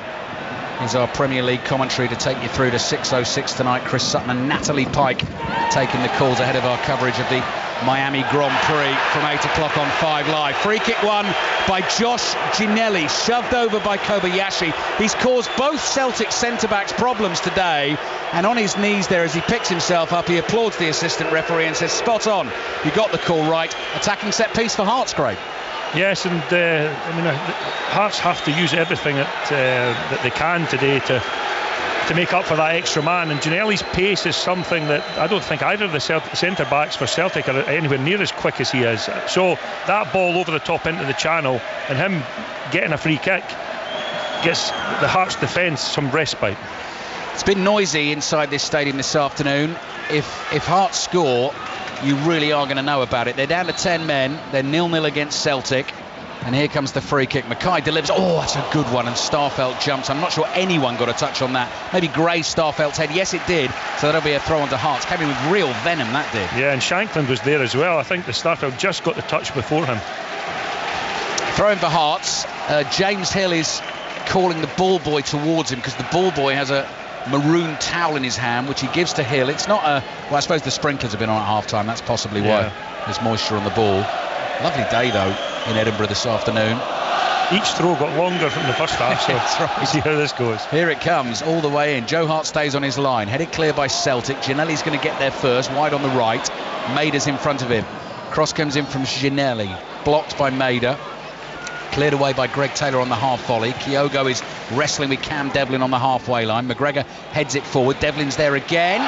Just runs into O'Reilly. Nothing O'Reilly could do about that. He's on a yellow card, so I know what Hearts fans are saying. That's another challenge from O'Reilly, but it was Devlin's momentum that took him into him, wasn't it, Craig? I think Cammy knew what he was doing there. Let's just leave it at that. Okay. Canny from Cammy, we'll say. And but what it does, though, Craig, is it ramps them up again, doesn't it? Yeah. Clever from Devlin, the man who got Messi's shirt at the World Cup, as Roddy Forsyth was telling us in the first half. We'll hear more from Roddy in a moment or two as Barry Mackay takes the free kick. Good leap by Kingsley there. Shankland underneath it. Starfelt gets a block on the ball. Celtic have cleared it. Kyogo battling with Rouse on the halfway line. Rouse has the height advantage and Devlin plays it forward And that's a long way forward and behind for a goal kick. Let's bring Roddy in, because Roddy, I nipped off for a glass of water and a lovely pie at half-time, and you were telling me there was something very nice going on the pitch at half-time here. Yes, a Hearts fan called Gregor Miller mentioned Motor Neuron Disease Scotland. It's their day today, and there are collectors all around Hearts Stadium, inside and out. But he, as a Hearts fan, left Glasgow at 4 o'clock this morning, ran along the Union Canal 55 miles and made it to see the last 10 minutes of the first half. Not that I think that would have been all that gratifying for him. But his next task, by the way, is to run 100 miles in 24 hours. Wow, good luck. And he got with a that. mighty ovation from the crowd, including Craig Levine. To raise money for MND Scotland. That is the day today. Lovely touch before the game as well, because both these clubs have lost legends to the disease, to motor neuron disease. So the Hearts players were wearing the number 26 today in warm-up to remember Marius Zaliukas, and Celtic players wearing the number 7, the famous Jimmy Johnston, who we lost to motor neuron disease. So a great cause and lots of money being raised. I saw the buckets outside the grounds before the game. 9 minutes in, this is 5 Live at BBC Sounds. You heard some of the stick that Joe Hart was getting a few moments ago, because it was taking him a little while to get the ball back for a goal kick. Fun and games with the Hearts fans behind his goal away to our left. Hearts have a throw inside their own half, goes long down the touchline. Shankland again enjoying the physical battle with Anthony Ralston, and he's won Hearts another throw. He's been a handful today, hasn't he? And he's backed into the centre backs and not made their life easy at all. Throw in down the left. Hearts 0, Celtic 0, Rangers 0, Aberdeen 0. If both games stay that way, Celtic do win the title this afternoon. That's a late challenge. Again, Hearts fans don't like the decision. Barry Mackay with the challenge on Ralston. Celtic, though, take the free kick quickly. Away they go. Kobayashi stretches to control the pass, then rather fortuitously gets the ball forward to Maida. The pass was meant for Hatate. It went beyond him, and Maida was alert to collect it. Hatate's ball's a poor one, intercepted by Rouse on the edge of the Hearts penalty area. Barry Mackay's not got much support here. Runs it forward for Hearts. 3 green and white shirts around him. Challenged by Ralston. The ball runs back to Kingsley. Here's Devlin. Devlin, has too much on the pass. It's over the head of James Hill, and it goes out for a throw into Celtic on the left. A poor choice by Devlin there. He didn't need to play that cross-field pass. He had players in support. Here comes Celtic. O'Reilly sliding the pass to his right. Here's Jota in front of those Celtic fans into the penalty area. Got to be careful here, the Hearts defenders. He turns, curls across him with his left foot. It's headed away by Sibic. Barry Mackay, pressure on him from Ralston. Ralston wins it. There's a lot going on all over the field here. A lot of off-the-ball stuff going on, so we're going to have to keep our eyes peeled and our wits about us. Ralston to his right to O'Reilly, who's getting the boos and the jeers. To the edge of the box, Hatate looking for an intricate little pass through to Kyogo when he possibly could have hit a shot from the edge of the box. Cleared by Hearts, and that's out for a throw into Celtic on the right. Hearts 0, Celtic 0. If you are just tuning into 5 Live and BBC Sounds, Hearts down to 10 men. Alex Cochrane sent off towards the end of the first half. Greg Taylor lines up a shot, low skiddy one, good 5-6 yards wide of Xander Clark's left-hand post. So that will be a goal kick for Hearts, but Hearts with 10 men acquitting themselves just fine. They are, but Celtic are such a professional outfit. They will keep this tempo going right to the end, and all it needs is one momentary lapse of concentration and you could be a goal behind. So all credit to the players up to this point, but they're going to have to be even better between now and the end of the season. End of the game, sorry. Well, probably both actually, right? Celtic win the game, they win the title, but they're being held by 10-man Hearts at the moment here at Tynecastle. Ginelli trying to control the ball wide on the right, couldn't keep it in. Greg Taylor takes the throw. Kobayashi in for the injured Carter Vickers, who's been an absolute rock again for Celtic at the heart of the defence this season. Won't play again this season, unfortunately, after the injury picked up in last week's semi-final. Celtic working it down the left. Here's Maida. Maida running at Hill, just knocks it past him, tries to use his pace. Hill's got pace too, slides in, knocks it behind for a corner to Celtic. There's another situation, of course, a set piece where Celtic have an extra man. Hearts will need to be diligent in their defending, I'm sure. 0-0, corner for Celtic. 12 minutes gone in the second half. They're going to take it short, and they're going to work it back to Callum McGregor just outside the penalty area on the left. Here's Jota. Jota's curling cross into the far post, headed away by Kai Rouse. Goalkeeper Xander Clark is down. Starfelt bumped into him in the box, and Clark is rolling around. He's actually rolled into his own goal here, and he's almost caught up in the netting at the back of the goal. The referee has spotted it and will give a free kick to Hearts. We are a few minutes away from heading back to Newmarket for commentary on the 1,000 Guineas with John Hunt, so that's a couple of minutes away here. Again, one of those games, Craig, we're trying to keep our wits about us and see everything. We do need them on for incidents like that, because we don't know quite how much the contact was. He's a big old goalkeeper, though, is Xander Clark. And we know it's in Xander's interests to waste a little bit of time. Good point. There's every chance that it's partly that, shall we say. Yes. If Rangers were to win today and Celtic can't find a way past Hearts, then it keeps it going and it takes it to next week, and that is Celtic away at Rangers next Saturday. If both games finish as a draw, then Celtic win the title. If Celtic lose and Rangers only draw, Celtic will effectively be champions, because even if Rangers won their last 4 games, they could only get to 92 points. Celtic already on 92 points, and their goal difference is vastly superior, but they wouldn't actually be crowned as champions today. Xander Clark's back on his feet, and he spins the ball out in front of him, gets ready to take the free kick. Just takes a little more time here because the socks obviously need adjusting. They need to be rolled up above the knee. Yeah, of course they do. Yeah. And the gloves just get fitted on perfectly, and then he absolutely thumps the ball with his right foot down the middle of the field. Starfelt heads it away. Nodded forward again. Jota comes in with a flying challenge. It falls to Ralston. Ralston gives it a good old-fashioned hoof straight up in the air. Kyogo's not even going to jump for that. And it's headed out of play by Kai Rouse. He just left it to Rouse and said, that sort of challenge is your business, not mine. I'll take the throw. Yeah. 15 minutes into the second half, and the Hearts have acquitted themselves very well. Yeah, totally agree, Craig. Yeah, Celtic have really not created too much so far in the game, but they are ever dangerous. Here's Maeda. Plays the ball back to Kobayashi. Hearts sitting deep inside their own half. Starfelt's got the freedom of time cards just to walk forward here. About 50 yards from goal. Kyogo looks to flick it around the corner to O'Reilly. Hearts get enough bodies in the way, and it's cleared and out for a throw to Celtic. Devlin does a good job in there defensively, but he just needs a little bit calmness when he receives the ball, and that was an easy pass to Mackay, and he's just overhit it. Taylor looks up and drills the ball. Maeda stretches, very nearly controlled that on the run, coming in on the diagonal from the left, just got away from him. It would have been some control if he managed it. That's a goal kick to Hearts. Yeah, he was really stretching, wasn't he? I think that was overhit as well, actually. Yes, I agree. Yeah, Maeda did everything he could to try and bring the ball down, but just ran out of play for a goal kick. So once Ange Postecoglou starts to mix things up, we can expect to see the likes of Haksabanovic, Leela Labada, David Turnbull. Maybe O make an appearance. Yeah. Oh Hyung-gyu, the South Korean, signed in January. I think there's 3 out warming up just now. Shankland was looking for Ginnelly to take it. Ginnelly was waiting for Shankland to take it, but there was a foul on Shankland as the move developed. That's a free kick for Hearts.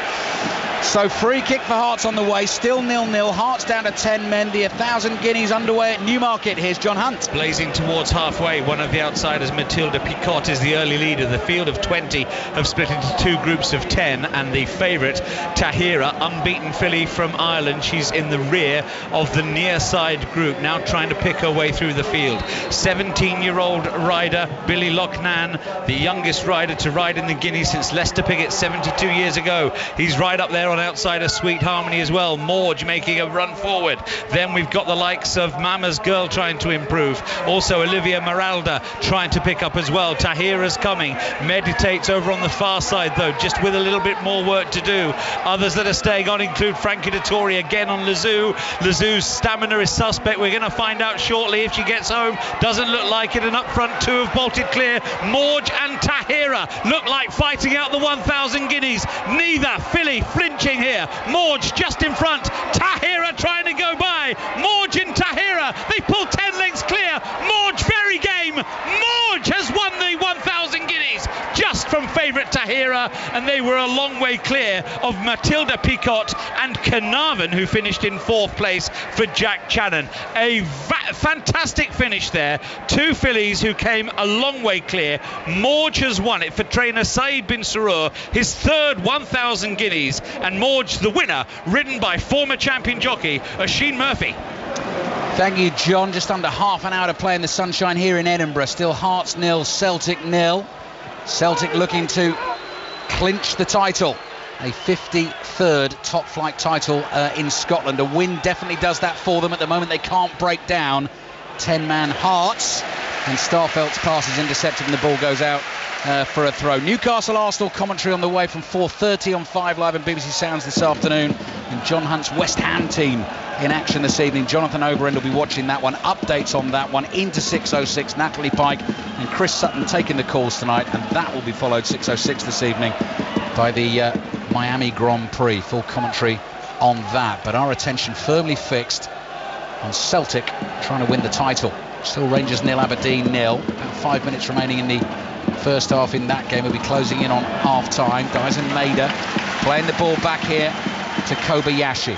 Good organised defensive work from Hearts. Maeda on the left, rolls it into the feet of Hatate, crosses blocked by Herring, it goes behind for a Celtic corner. You can just feel that pressure building. Yeah, Hearts are deepening by the minute, aren't they? They almost had 8 players lined up along their 18-yard box. Corner for Celtic. Jota comes over because he's interested in a short one. While we were away with John at Newmarket, again the home crowd getting involved in the way only home crowds can do, appealing for a spurious handball decision in the Celtic penalty area. And then Ginelli tried to win it off Jota, clearly pushed him to the floor. Free kick was given Celtic to, and again they're up in arms, the Hearts fans. It's just to put pressure on the referee, even though they truly believe in what they're appealing for. But it's a fabulous atmosphere inside the ground at the moment. Celtic trying to work something clever on the edge of the penalty area. McGregor plays across to Hatate, 30 yards out, low driven shot, and Hearts will be happy with that. It's well wide and behind for the goal kick. Yeah, I think that's maybe more than 30 yards out actually, and if Celtic are resorting to that, that's an element of frustration in there, isn't there? Because what Hearts have done very well is managed to keep the spaces very small, Alistair. They've not been able, the Celtic players haven't been able to find the pockets of space that they usually find, and that's down to how well Hearts are defending. Stephen Naismith joining the applause with the Hearts fans for the effort shown by his players today. His 3rd game in charge. Good chase by Ginelli. Sliding challenge by Greg Taylor was a crucial one for Celtic. Just got a foot on the ball to get it back to Joe Hart, and Ralston now starts to build the move for Celtic inside their own half. Callum McGregor comes skipping forward. Jota on the right goes for a deep cross all the way over to the left. Maeda's got to scuttle down that left-hand side at full speed and try and keep it in. The Roars will tell you he couldn't. He got a touch and it's gone behind for a goal kick. Interesting idea from Jota to immediately try and switch it quickly, but Maeda couldn't keep it in. Yeah, I don't know if he needed to. I mean, he's obviously spotted Maeda on the far side, and I don't know if he just slightly mishit it. It seemed to be have an awkward kind of flight to the ball, and Maeda didn't read it and played the ball behind for a Hearts goal kick. So I think Stephen Naismith, Alistair, will be really happy with the way his team have defended. So I don't think Celtic have had a shot at goal, well, other than from distance, that hasn't been on target. No. So he'll be really pleased. That's the former Hearts and Scotland boss and Leicester boss as well, of course. Craig Levine alongside us here at Tynecastle. Hearts fans excited because Stephen Kingsley's on the move forward for them, right under our noses here in our commentary position, very close to the pitch. Floated ball over the top from Barry Mackay is not a brilliant one, and Joe Hart is able to collect it on the bounce. Hart bowls it out underarm here to Kobayashi. Hearts immediately back off, so Celtic can very calmly, under no pressure at all, bring the ball up to the halfway line. Starfelt then has to try and find a pass. I think he's miscued that, sort of underclubbed that, easily intercepted, and then Devlin's just given it straight back to him. Starfelt to McGregor, better pass from McGregor, releases Hatate in space on the right, looking for the cut back into the box. Kyogo gets the touch and in it goes. He's done it for Celtic. In front of the Celtic fans, they celebrate wildly, and that's a big step towards the Scottish Premiership title against 10-man Hearts. We've not seen much of Kyogo in the game, but Hatate got free. He rolled it into space. Kyogo was there and waiting, and he's got the touch to send it into the back of the net. It's Hearts 0, Celtic 1. The champagne's on ice. I don't know if you noticed, Alistair, but just before that, Kingsley and Mackay switched places. Kingsley had made a forward run. Instead of going back into his slotted left back, what he did was he let Mackay take up that position, and Mackay didn't close the spaces exactly the same way as had been happening up until this point. So we found ourselves with an attack-minded player at left back, and that is the area that was exploited by Hatate's run. And that is exactly why, Craig Levine, you are sitting here to explain that, because that is perfectly analysed, exactly why Celtic have scored that goal. And we said it would only take a moment, just one moment for Celtic to spot a weakness and pounce. They lead by a goal to nil. Let's bring Roddy Forsyth in the next break in play, get his thoughts on what we've seen so far today and possibly what Celtic are closing in on now. Rangers 0, Aberdeen 0, but whatever Rangers do this afternoon, if Celtic win the game, they win the title, a 53rd top-flight domestic title, which will put them just 2 behind Rangers. Kyogo, the goal scorer, is down now on the halfway line, so having celebrated the goal, he's obviously hurt himself in the scoring of the goal. The Hearts fans are very, very unhappy about this. They feel it's time wasting. Celtic medical team come on. And Celtic are about to bring on their clutch of substitutes. Even before that goal was scored, there was a signal from Ange Postecoglou up to the top. He was going to try and change the game anyway at that stage. The referee doesn't need to stop the play for that situation. No, he doesn't. No, it wasn't a head injury. No, so why did he? I don't know, Craig. I don't know. That's another one I can't answer. One of the many questions. The Hearts season ticket holder immediate to my left has just agreed with you very vehemently.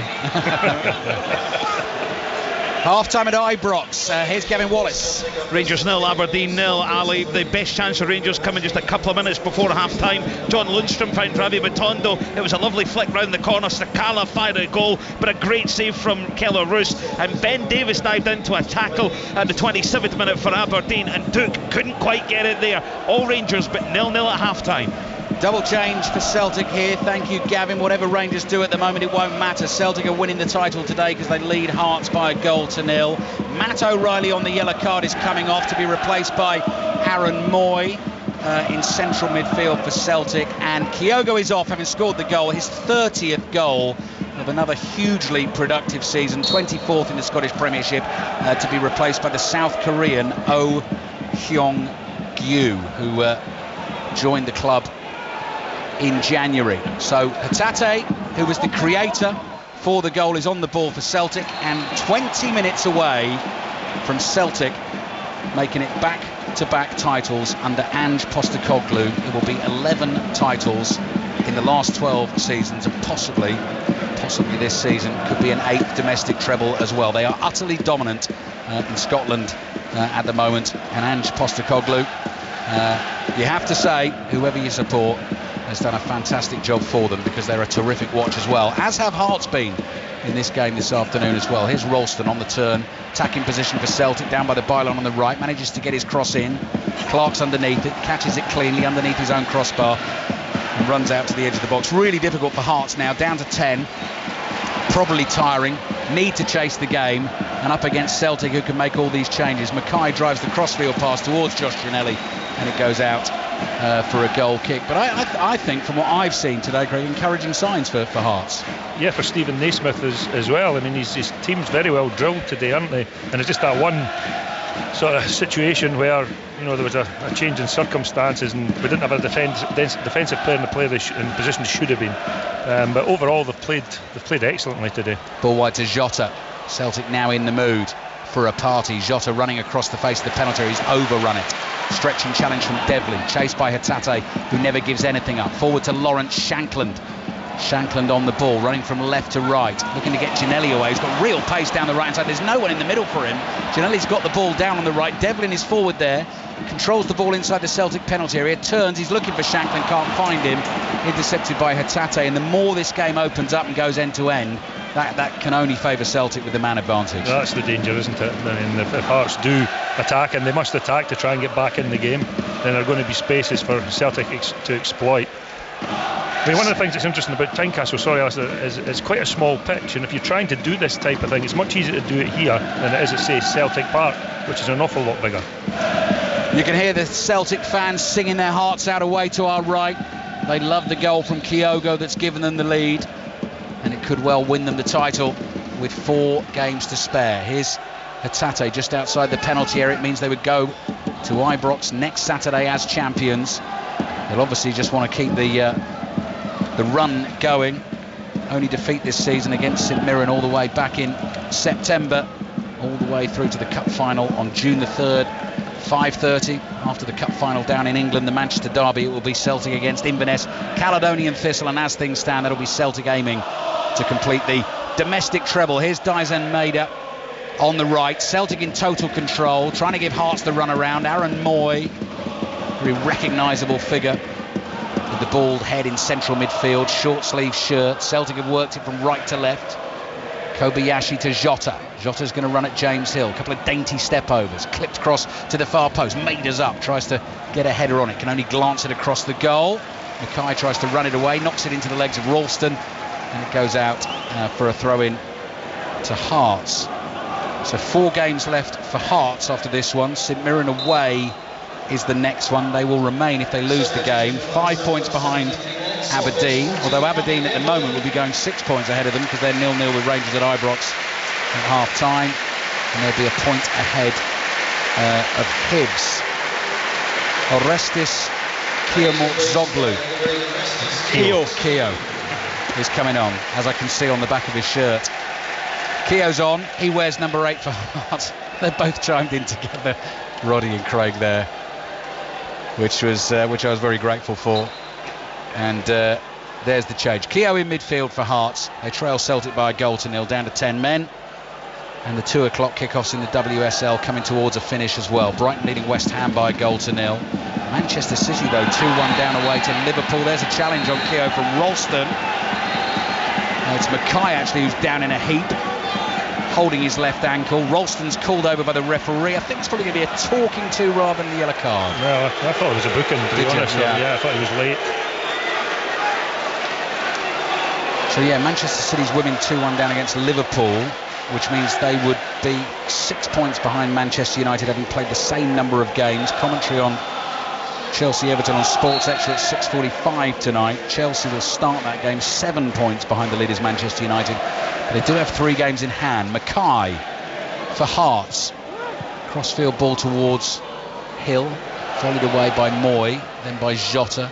Herring lobs one up in the air down the right. Hill battles away there for the ball with Hatate. Hatate felt there was unnecessary aggression in the challenge. He was thrown to the floor, his boots come off, and he throws his arms up in frustration.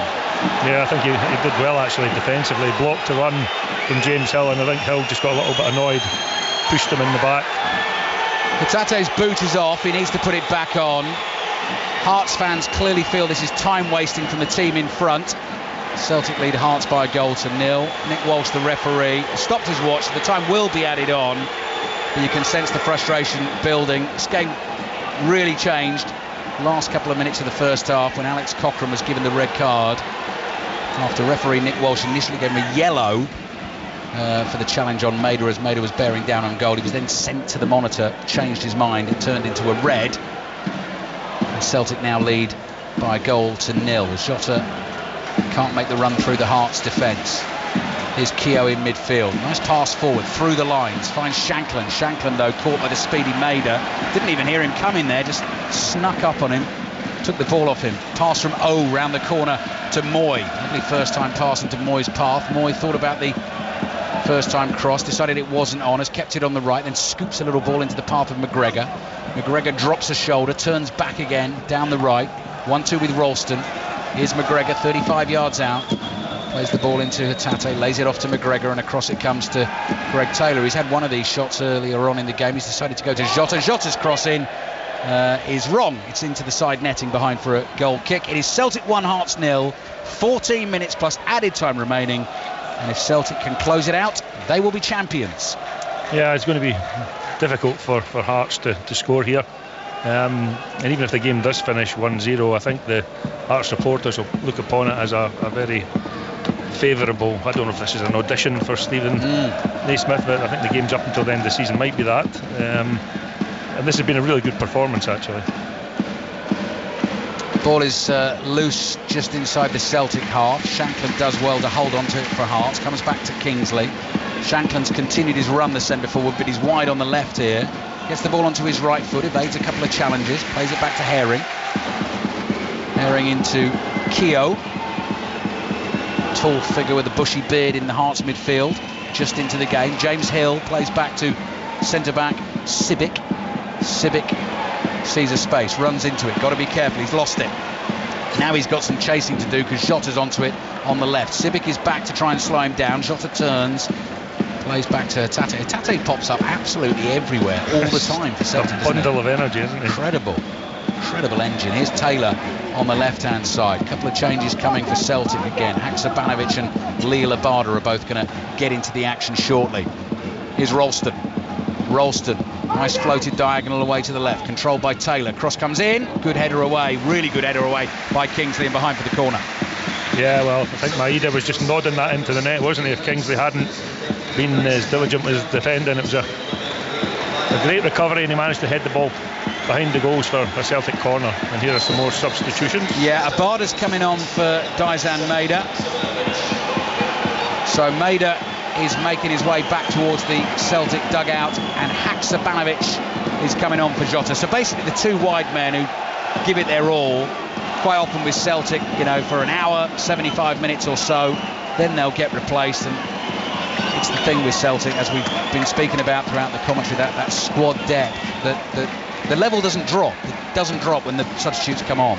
I think that they've got so many really good players that there isn't like a starting 11 and the rest there's a fair drop-off. That isn't what happens at Celtic. I mean, the players that come on are often even better than the ones who go off. Yeah, which is very annoying if you're the opposition manager. We're closing in on the last 10 minutes of the game. Celtic heading towards the title today. Moyes corner into the box. Rowles heads it away. Hatate is there again. Back to McGregor. McGregor drives it low. It's blocked. Ball spins out to Moy. Moy on the left-hand side. That'll cut back to Taylor in the penalty area. Tries to give it back to Moy. Taylor is then tackled, but McGregor, right place at the right time for Celtic, onto the clearance. Celtic pressure is building again. They're leading by a goal to nil against 10-man Hearts. Playing the ball around on the halfway line. Kobayashi out to the left to Taylor. Chance for Haksabanovic to work something. Moyes' cross comes in and it's stuck into the back of the net, and that is surely that. Oh, with the second goal for Celtic in front of those jubilant Celtic fans. They know the title is coming their way. It's going to be back-to-back titles under Ange Postecoglou. They've been the best team in the Scottish Premiership this season. They're confirming it this afternoon. Hearts 0, Celtic 2. Yeah, and it was coming, I think, Alistair, wasn't it? I mean, Hearts were starting to look tired, and then, of course, Ange again with his substitutions has done the trick. I mean, O's on the field, 10 minutes or so, and he's managed to pop up in the right spot. And but you could feel it coming, couldn't you? The pressure was incessant. It was, and it has told. And Celtic are 10 minutes away, less than 10 minutes away from a 53rd top-flight title in Scotland. Whatever Rangers do at Ibrox this afternoon, 0-0 against Aberdeen at half-time. As we've said throughout the afternoon, a Celtic win means Celtic are champions, and that is what we're looking at the moment. A couple of changes coming for Hearts late in the game. Stephen Humphreys is coming on, George Grant is coming on, Barry Mackay is one to come off, Josh Ginnelly is coming off. He's had a very frustrating afternoon, got himself in some great positions and often couldn't be found, but I think it's the Celtic fans you're going to hear singing all the way through until the full-time whistle.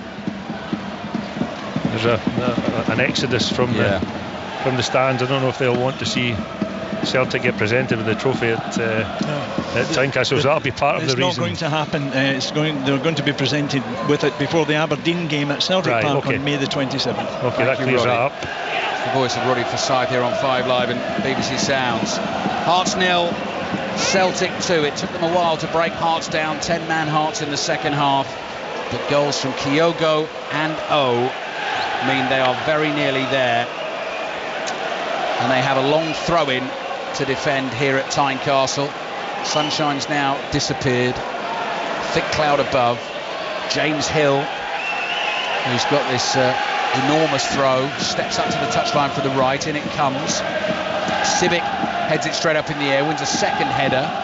McGregor's there to nod it away. There's Haksabanovic. Clears with his left foot. Abada is going to give chase in his bright orange boots and just try and put a bit of pressure on Herring here. Herring back to his goalkeeper, Xander Clark. Aaron Moy continues the chase for Celtic. In he goes to win the tackle. They do not give you a moment's rest. That's why they're going to be the champions again. Added to the fact they play some quite dazzling football under their Australian manager Ange Postecoglou. But his demeanour, Craig, actually look at him now, hands in pockets, never ever changes, does He's quite a cool character, very. Yeah, he is, and there'll be all the chat, of course, at the end of the season about his role here and offers he might get in the summer as well, and what Celtic could possibly do in the Champions League next season under him as well. Of course, if you win the title, straight into the group stages in the Champions League. Here's Hatate to McGregor, 7 minutes to play. Celtic leading by 2-0. Kobayashi plays to the left to Abada, and there has been a mass exodus of the Hearts fans, seeing lots and lots of those empty maroon seats flipped up.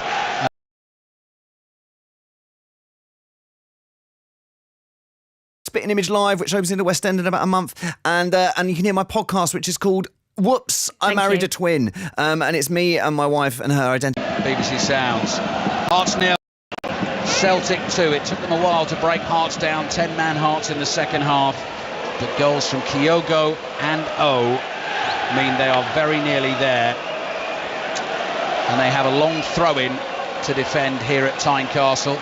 Sunshine's now disappeared. Thick cloud above. James Hill, who's got this enormous throw, steps up to the touchline for the right. In it comes. Sibic heads it straight up in the air, wins a second header. McGregor's there to nod it away. There's Haksabanovic. Clears with his left foot. Abada is going to give chase in his bright orange boots and just try and put a bit of pressure on Herring here. Herring back to his goalkeeper, Xander Clark. Aaron Moy continues the chase for Celtic. In he goes to win the tackle.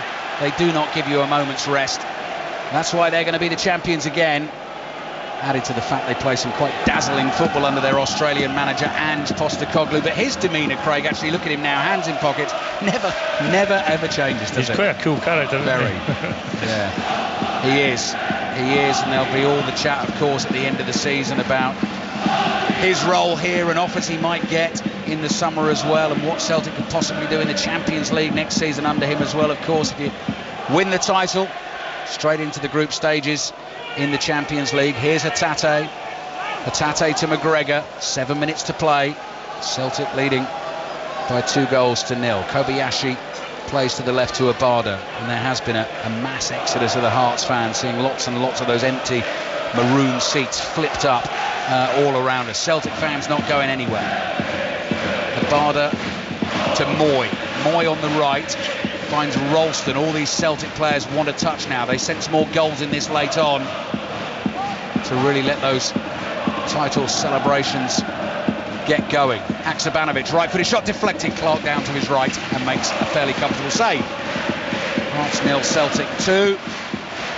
We're moving into the 84th minute of the game. Commentary on Newcastle Arsenal to come at 4:30. 2 Premier League commentaries tomorrow. 3 o'clock is Fulham Leicester. We'll be going round the grounds of the Championship as well. Final round of games of the season in the Championship, with issues to be decided tomorrow in terms of the playoff places. Coventry will start in 5th, Millwall in 6th.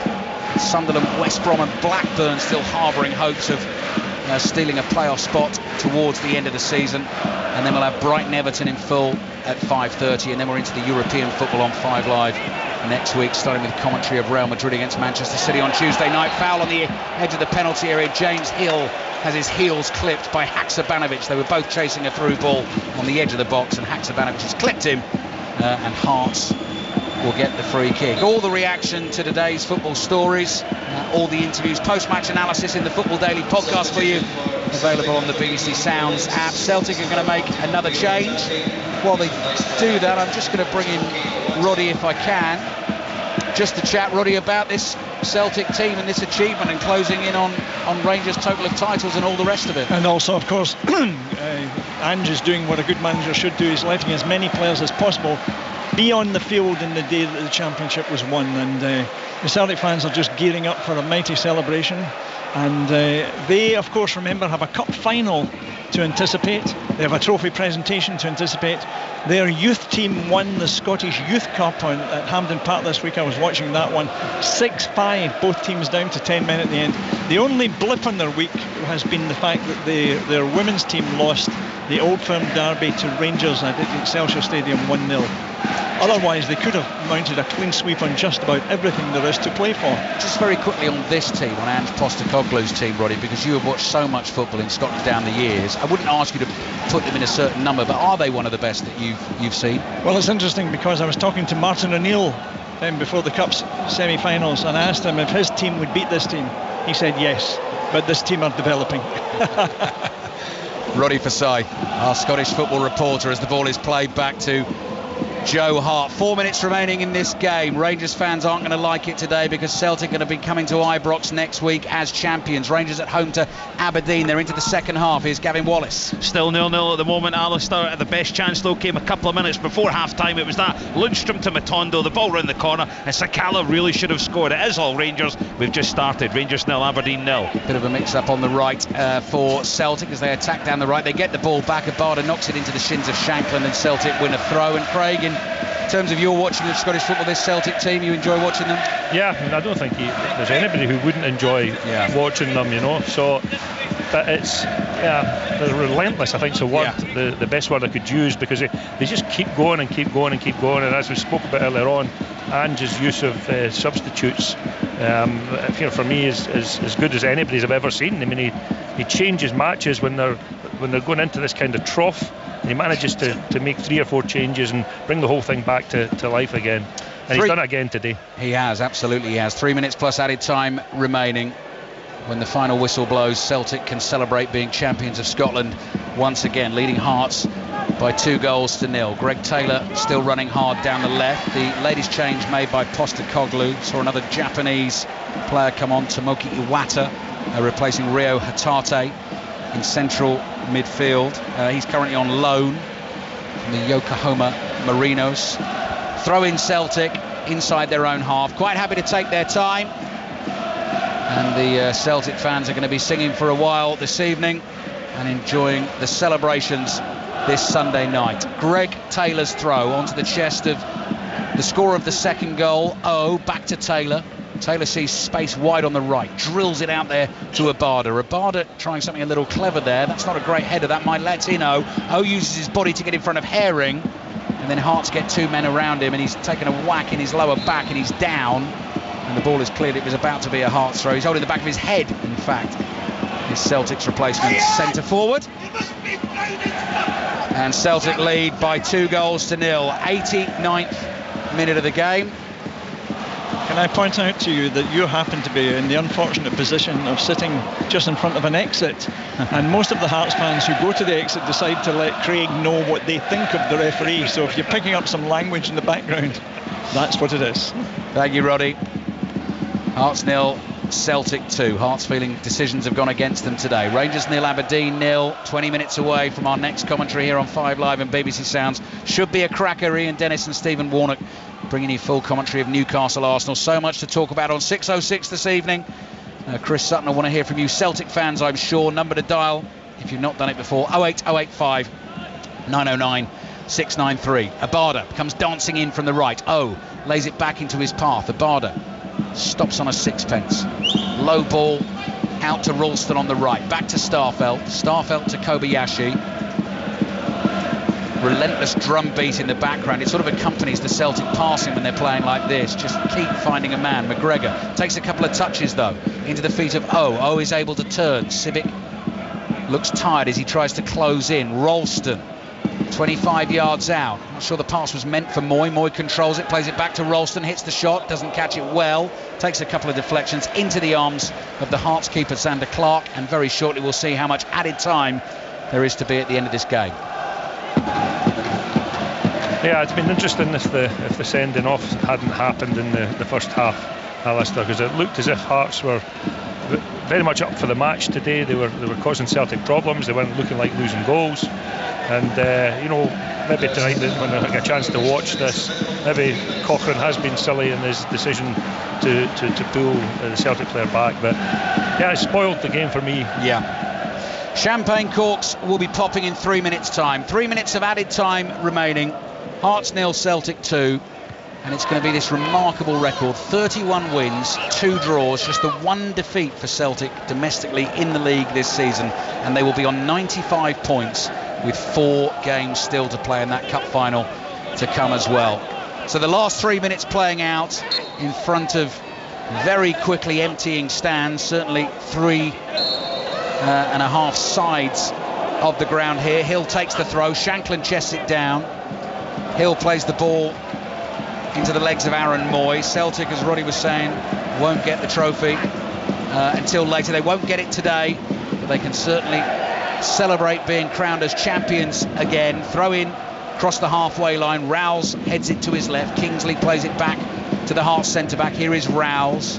Chips a little pass to Kingsley.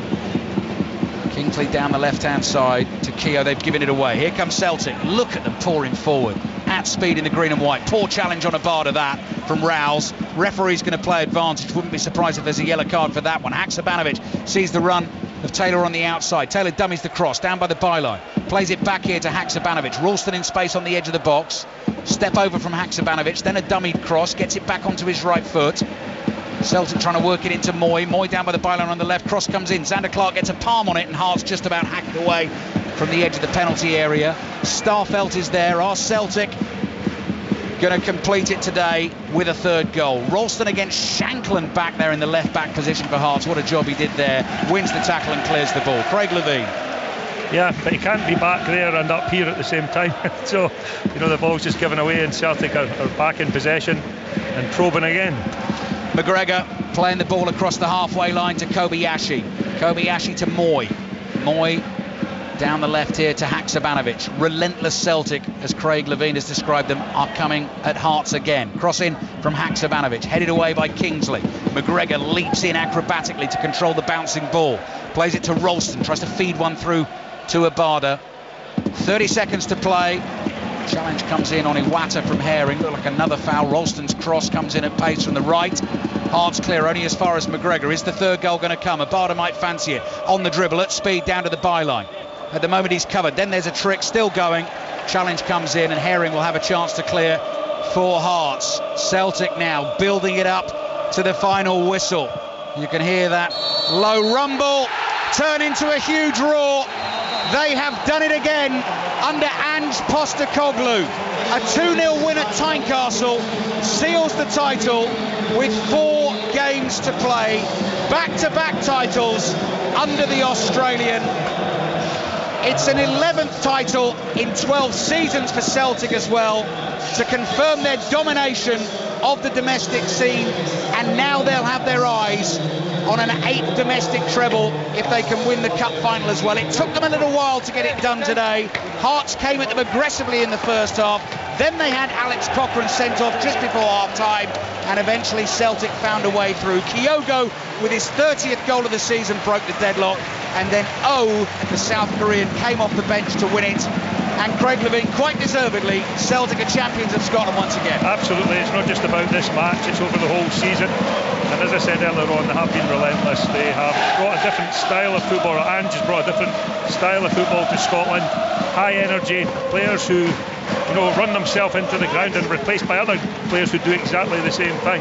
And they have been very attack-minded. They've scored a lot of goals and they've deservedly won the league this season. I have to say, from a personal point of view, every time I've been up to watch them this season, they have been a joy to watch. No one can match them in Scotland at the moment, and now they're going to enjoy their party. About 1,500 Celtic fans starting those celebrations away to our right. I'm sure there'll be plenty of others all around the world doing exactly the same thing, and Celtic will head to Ibrox next Saturday as champions. They have beaten Hearts by 2-0. Steve.